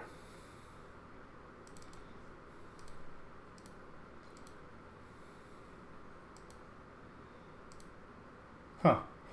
Well, you can't see my lovely face, but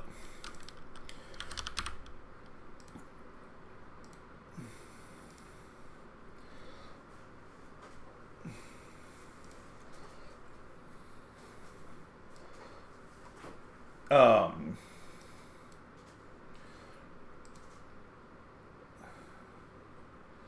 I had to do this try to map the military, some amount of military leadership scale.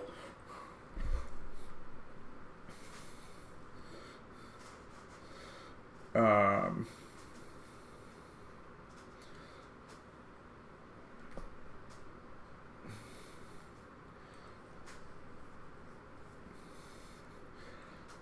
and then the other side of what I have is it's under nations, right? Pop demographics. If you really want to hate yourself, Imperium-wide demographics.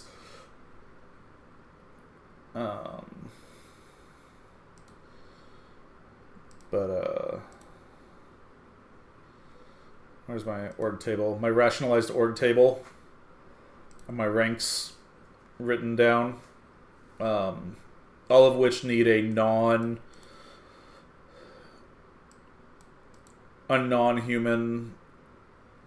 A sergeant is a Deganir.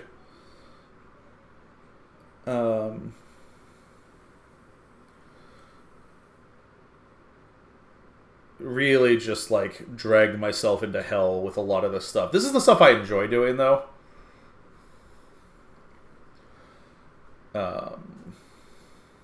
Yeah, I just need to make sure I'm on my main combat tower now, which is why my mic is better. Which is where the stream is actually running off of, but is less comfortable and more prone for me to getting distracted.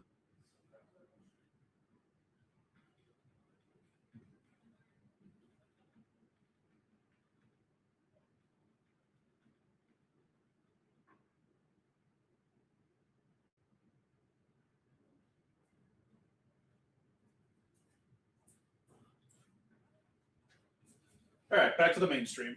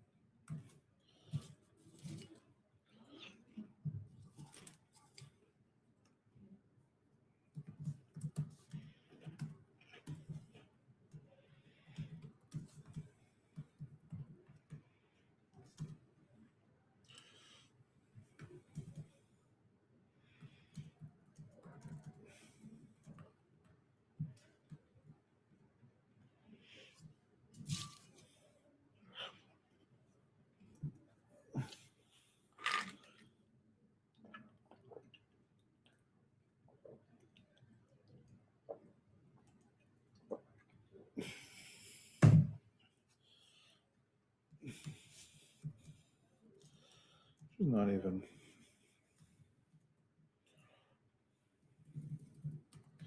It's barely.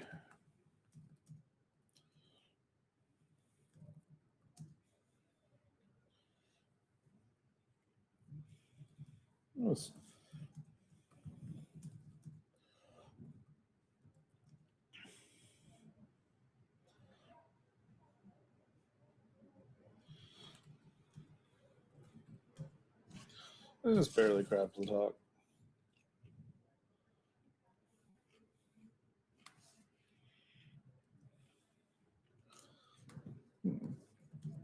Oh, please.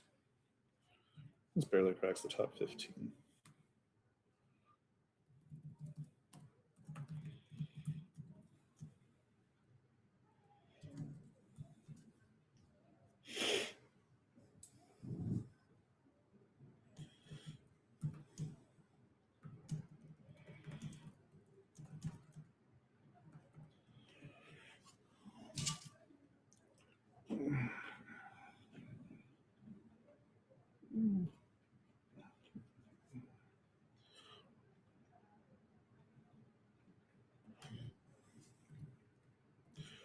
You're just excited.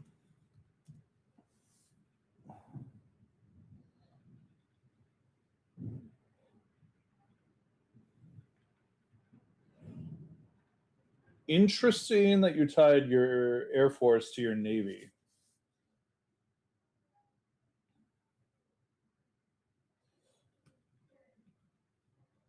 I guess it makes sense in a world of carriers.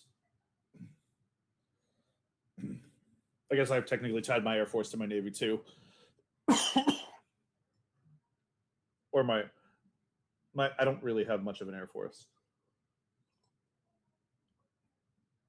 It's subordinate to other branches. Did I get it got dark in this apartment all of a sudden. Also, I got short.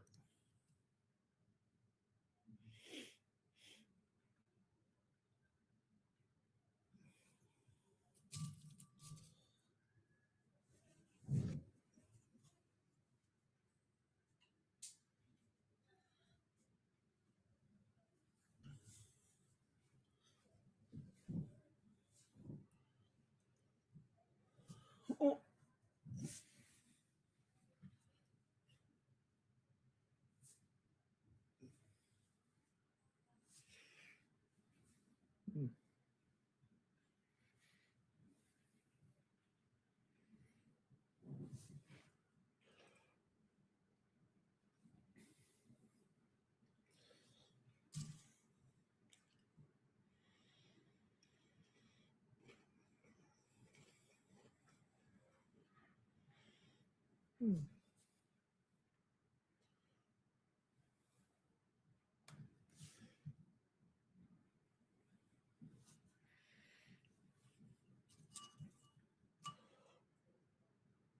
No, I get it.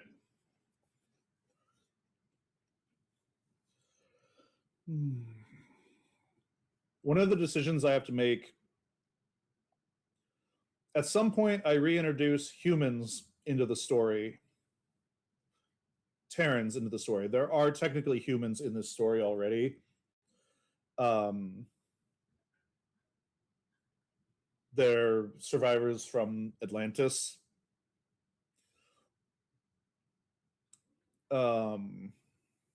Which means they're Polynesian. Is where I've like loosely placed Atlantis before it got blown up. But I have to decide what kind of magic humanity gets. And I've been torn between like psionics, or all of their magic is musical based. Like they have to play music and not record it, but like play music. And that version of it means that I basically have an entire urban fantasy story buried in the lore of the world, before the mages become, out and proud, and like before the veil falls and they go to space. But it is really cool because I love the idea of giving them the music, because they don't have fleets, they have movements and I don't remember music terms, right? It's been a little bit since I've remembered what their musical terminology was.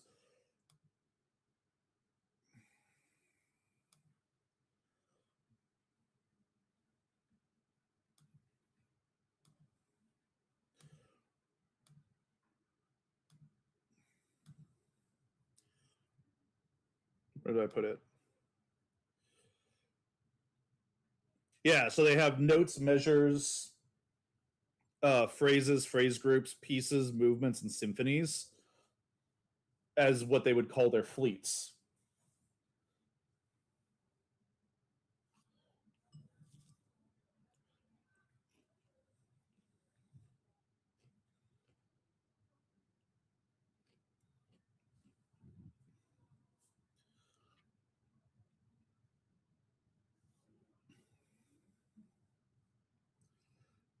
And that's one of my favorite concepts ever, right? Is having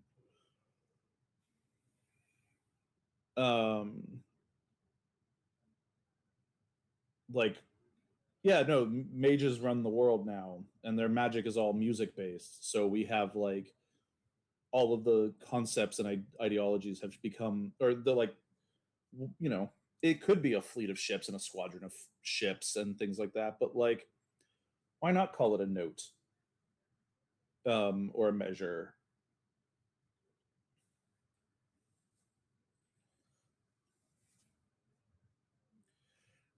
But the fact that I gave them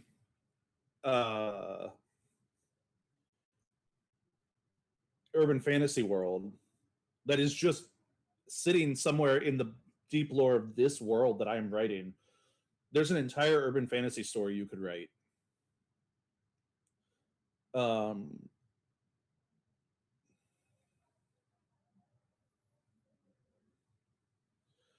and it's fun to have that depth, but it's terrifying to have that depth where I'm like, I don't know if I'll ever write anything from the human perspective.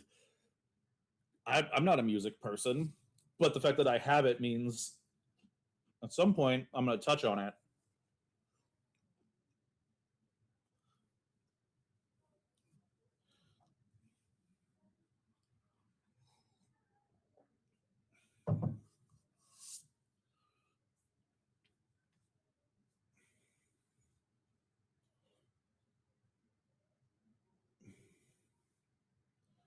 Hmm.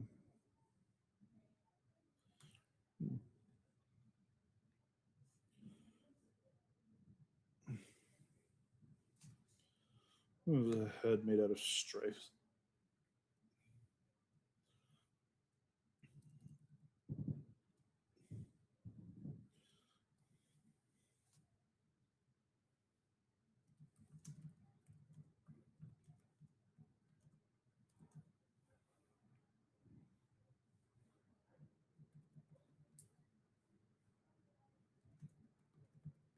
This is the other thing I have to do a lot. These like bracketed quotes that I'm gonna have to come back through and figure out at some point.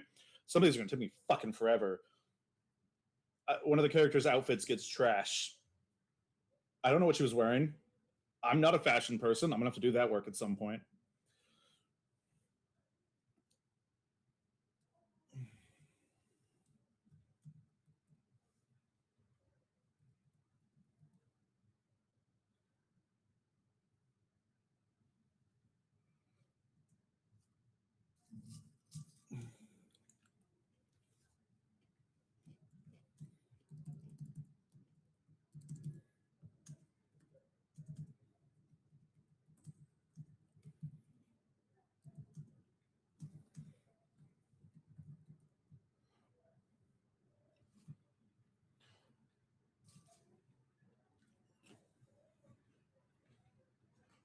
Yeah, that's a fun one.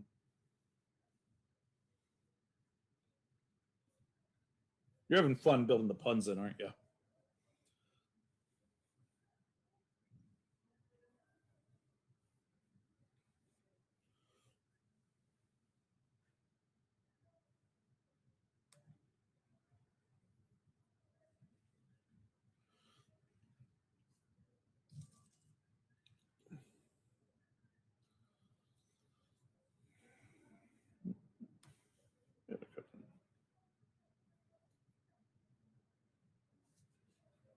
This barely cracks the top 15.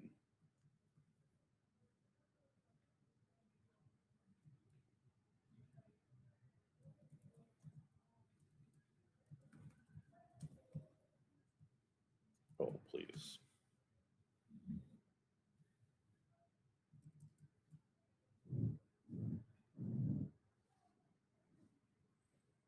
Mm.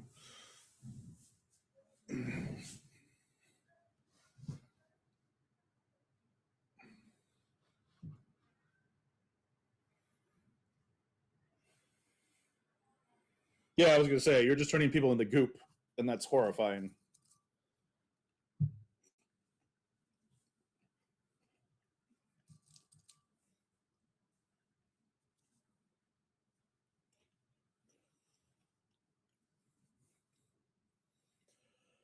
Hmm.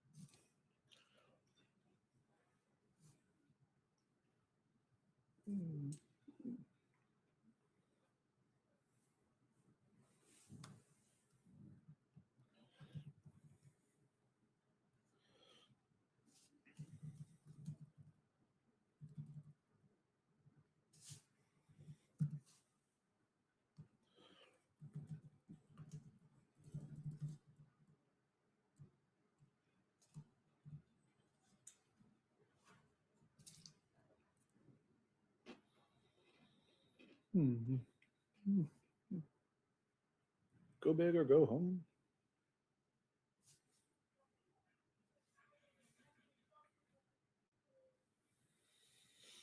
I wrote so many words on justifying the existence of mechs in my world.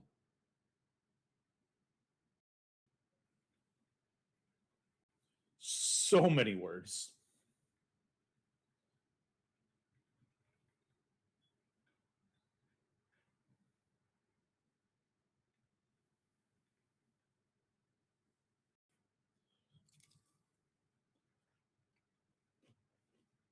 I also wrote a lot of words justifying the existence of ODST, though.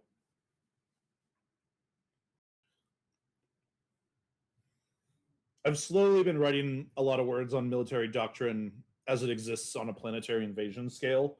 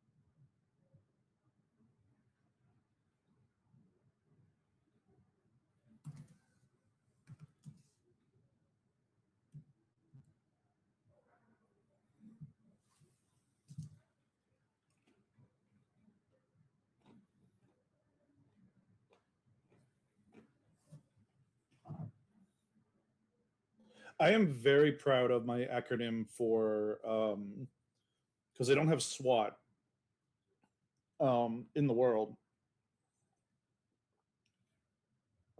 What they end up with is MATTER, which is magically armed threat response, or magical / armed threat response.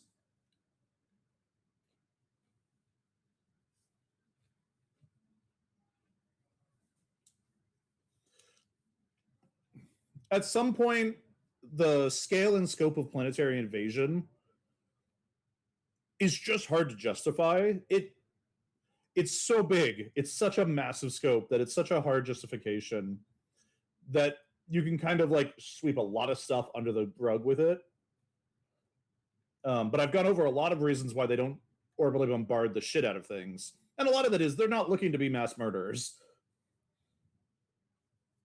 Right? Like a lot of it is just, no, we want the city. We don't want a crater where the city used to be. We want the city and the people in the city.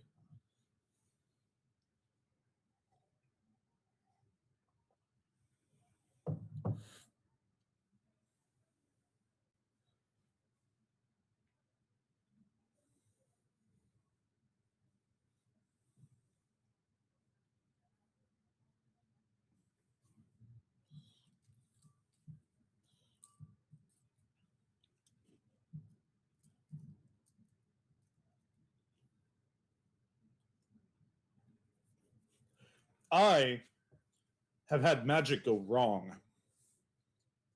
And I need to put more magic going wrong and more monsters in my setting. I need there to be more magically things that go bump in the night. Not in this planet where my characters are. This is like their home worlds. They've well and true, even though they're, mostly like they're very ecological in nature. Like anything truly dangerous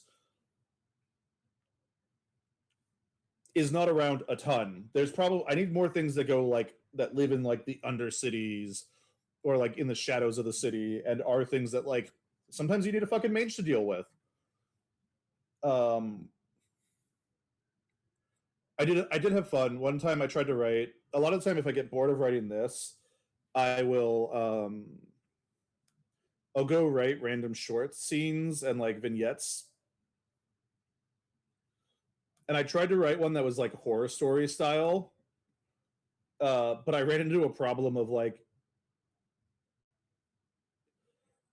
it's really hard to believe that there is a monster out there whose hide is tough enough to resist, military grade weapons and a mage. Um, and I had like competent the main character and several of her people on the ship, and I was like, I can't. I'm trying to write an alien story here,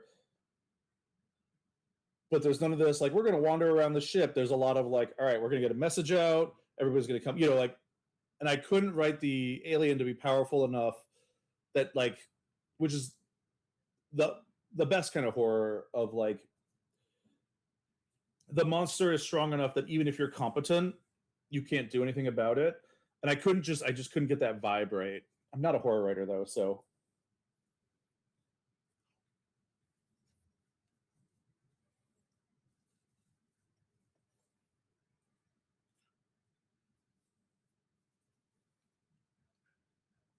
I have one orbital bombardment in history, and it led to like Geneva conventions that are there are three major powers in space that are in kind of a pseudo civil war.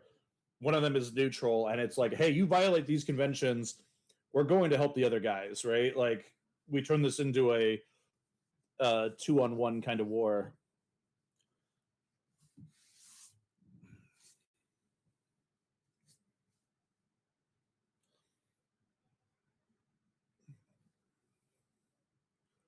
It's also hard to imagine like glassing a city from orbit when you know the people you're killing down there are like thousands of years old. And you might know some of them, right? Like there's 13 trillion people in the empire, but in one third of the empire, but like there's a non-zero chance at some point when you're 4,000 you've met some of those people down there.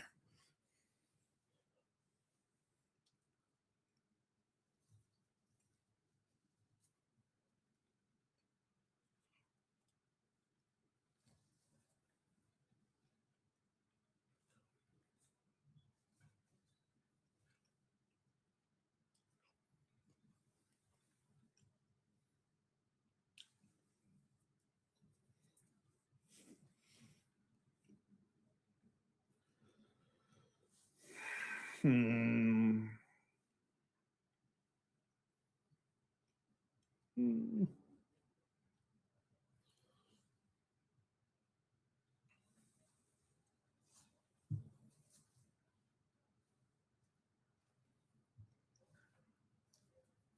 Yeah.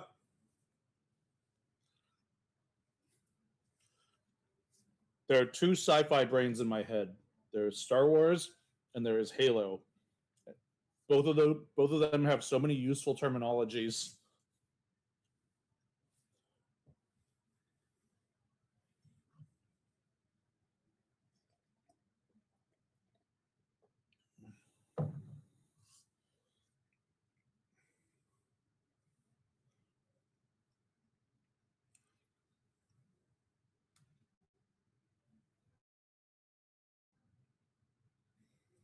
Honestly, I've started using slip space instead of hyperspace because slip space is explicit when I'm describing FTL stuff, because slip space is explicitly like you move into an alternate dimension.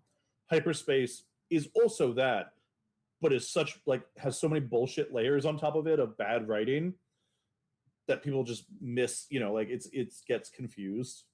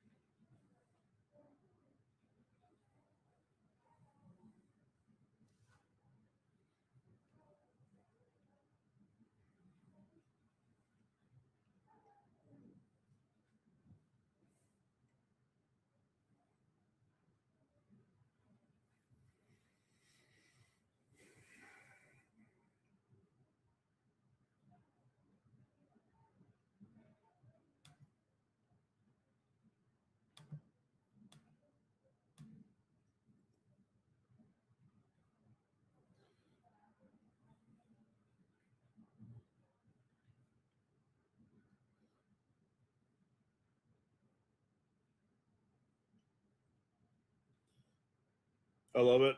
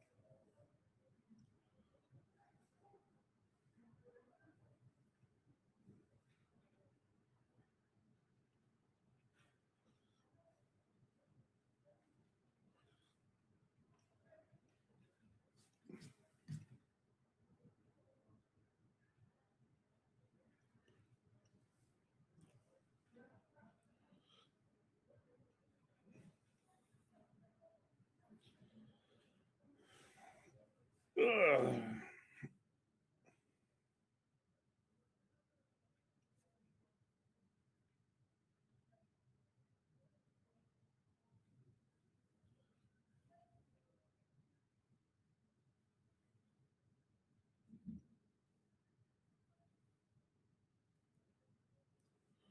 Hmm.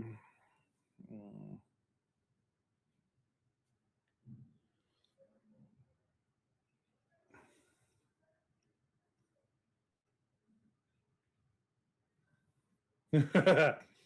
One of my favorite things is I'm like shit. I need this information.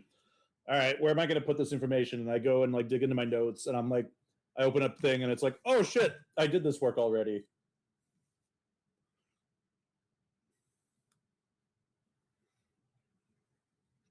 What was Kira's exact wording here?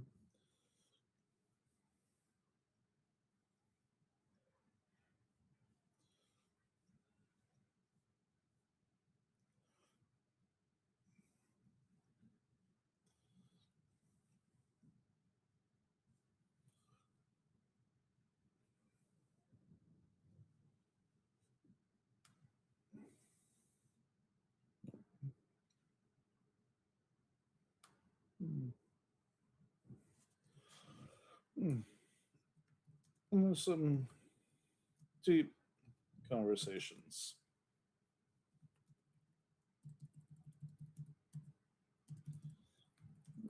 Definitely weren't related.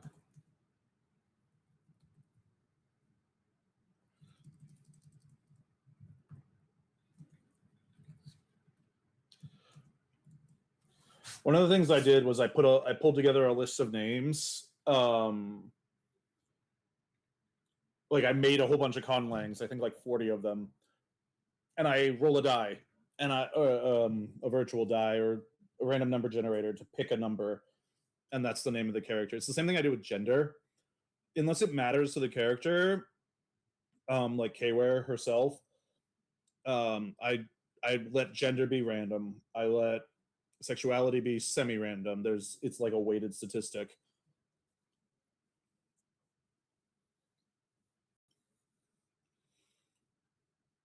Because I caught myself having too many women, like genuinely, not like the weird fake. If there's 30% women, men assume there's too many women, but like I was like 80% women or female characters. And so I made everything into these randomly generated numbers because a lot of the time it doesn't matter for minor characters or background characters.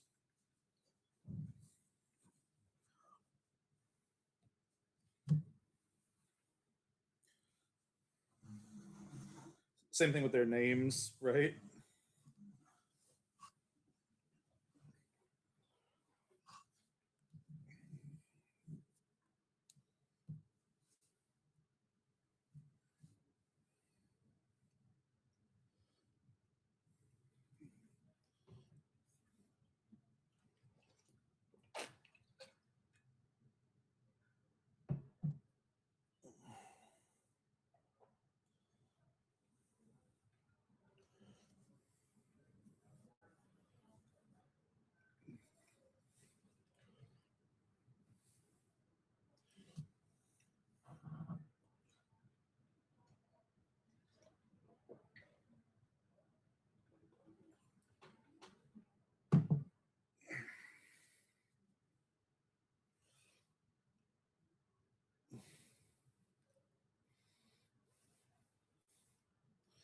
A genocide reset button.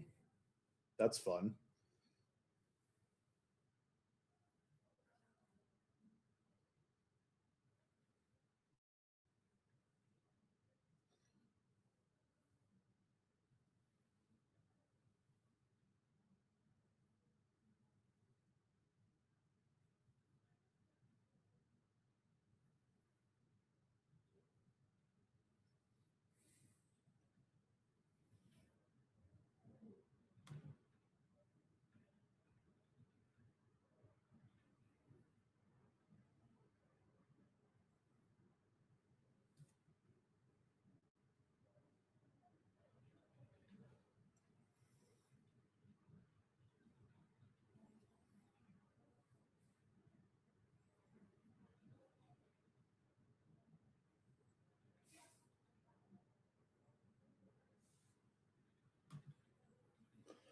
Time are we at? 2 o'clock.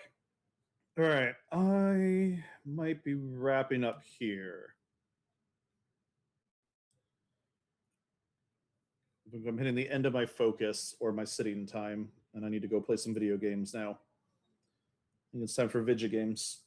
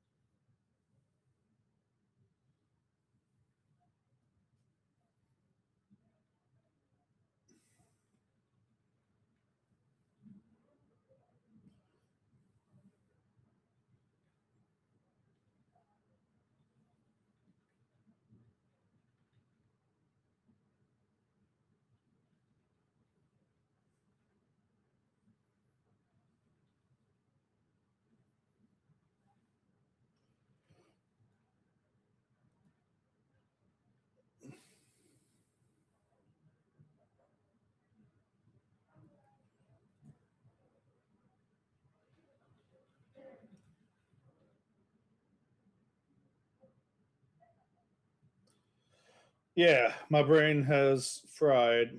I'm in a weird spot with this.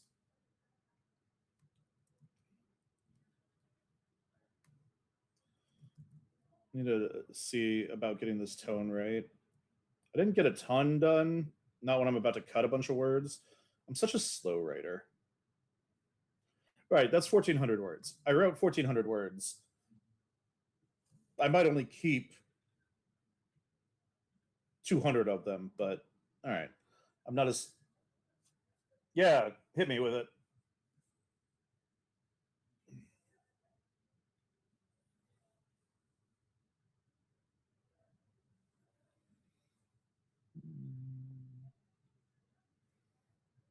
Oh no, I didn't write 1,400 words. It grabbed some of this stuff.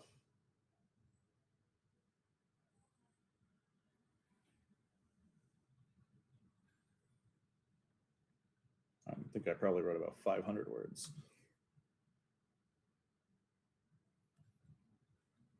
Yeah. Hmm.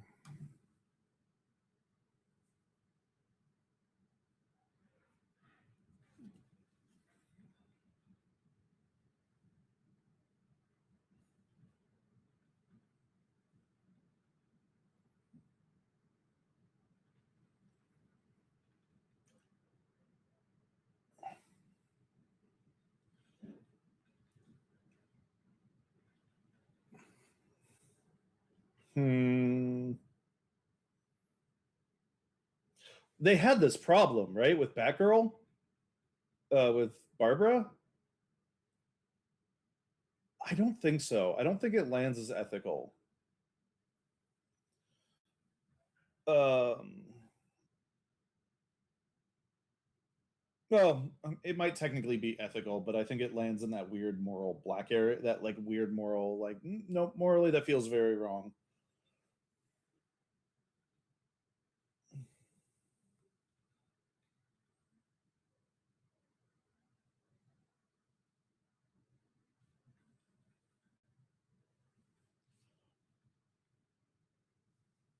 I think if it's that level, right? Because the problem is that's the same thing as is it ethical? It, it's the like stepfather, and like technically they're not related, right? Technically there's nothing, but there's a lot of like weird power dynamics inherent in it that make it really icky. And there are people out there who love that kind of shit. Um, there's so much stepfather porn on the internet these days, but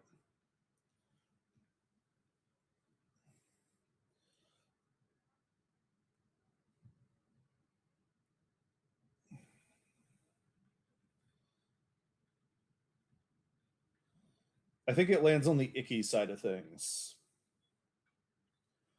Um,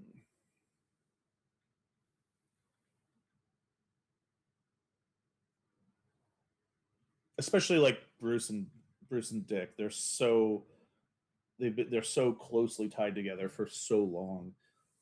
I think it's one thing if it's like a mentor mentee, but they've been separated from a really, but it's not. But Bruce and Dick are like father and son levels of close to each other. I think you can get away with it with some degree of mentor mentee, especially if there's been some time between the two, like some distance between them, where the power dynamic can reset.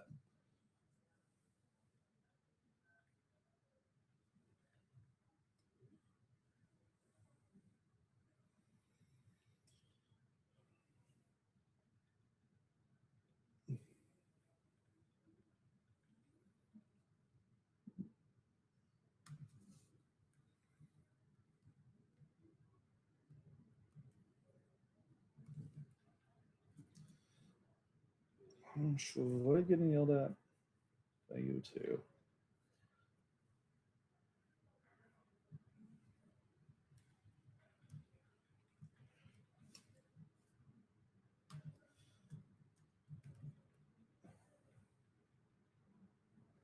Yeah, it's also it's hard to believe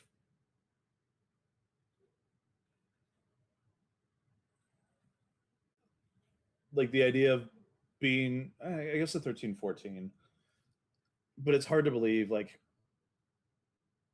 yeah, it's hard to it feels like it stretches credulation. I think it's probably better to avoid it.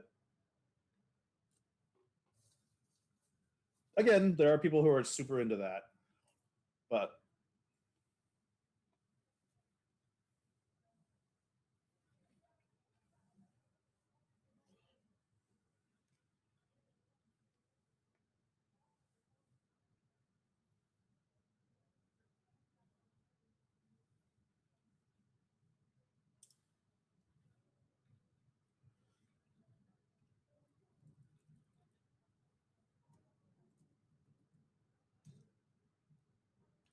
right, like if you're writing a fic or something of that structure, that's you get the people who come to it looking for that kind of thing. But I think once you're in something else, I read something.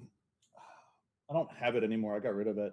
I was really excited. It was a really interesting world, but there was a lot of that weird power dynamic, like, and it was what they were basing it off of was Greek relationships, Greek and Roman relationship of like young boy or younger.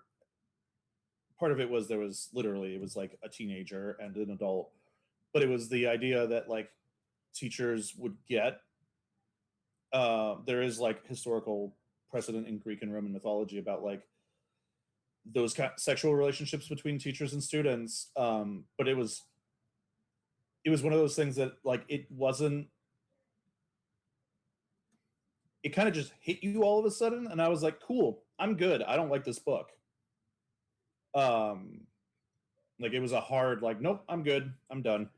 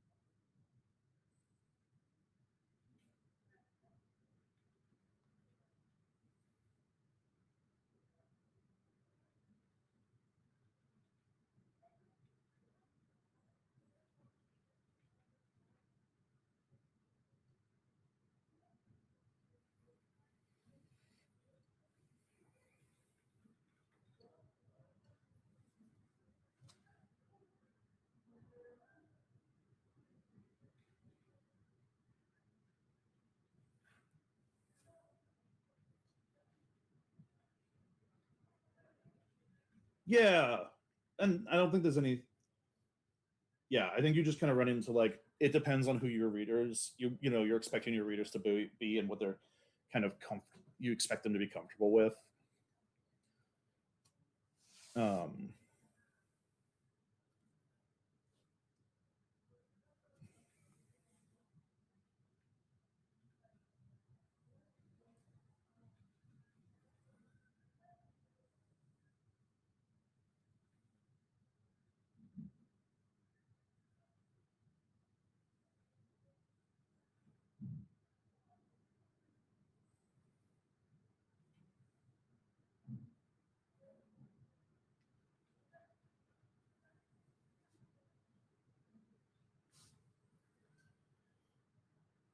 all right, I do actually need to go do things and take care of my apartment and be a responsible adult.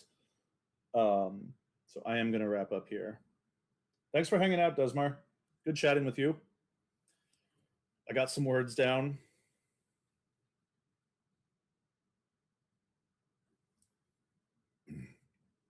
I need to futz with it still, but have a good. It's going to take me a minute to get to the. Oh yeah, that button stopped working. Cool. I gotta. Perfect. Bye.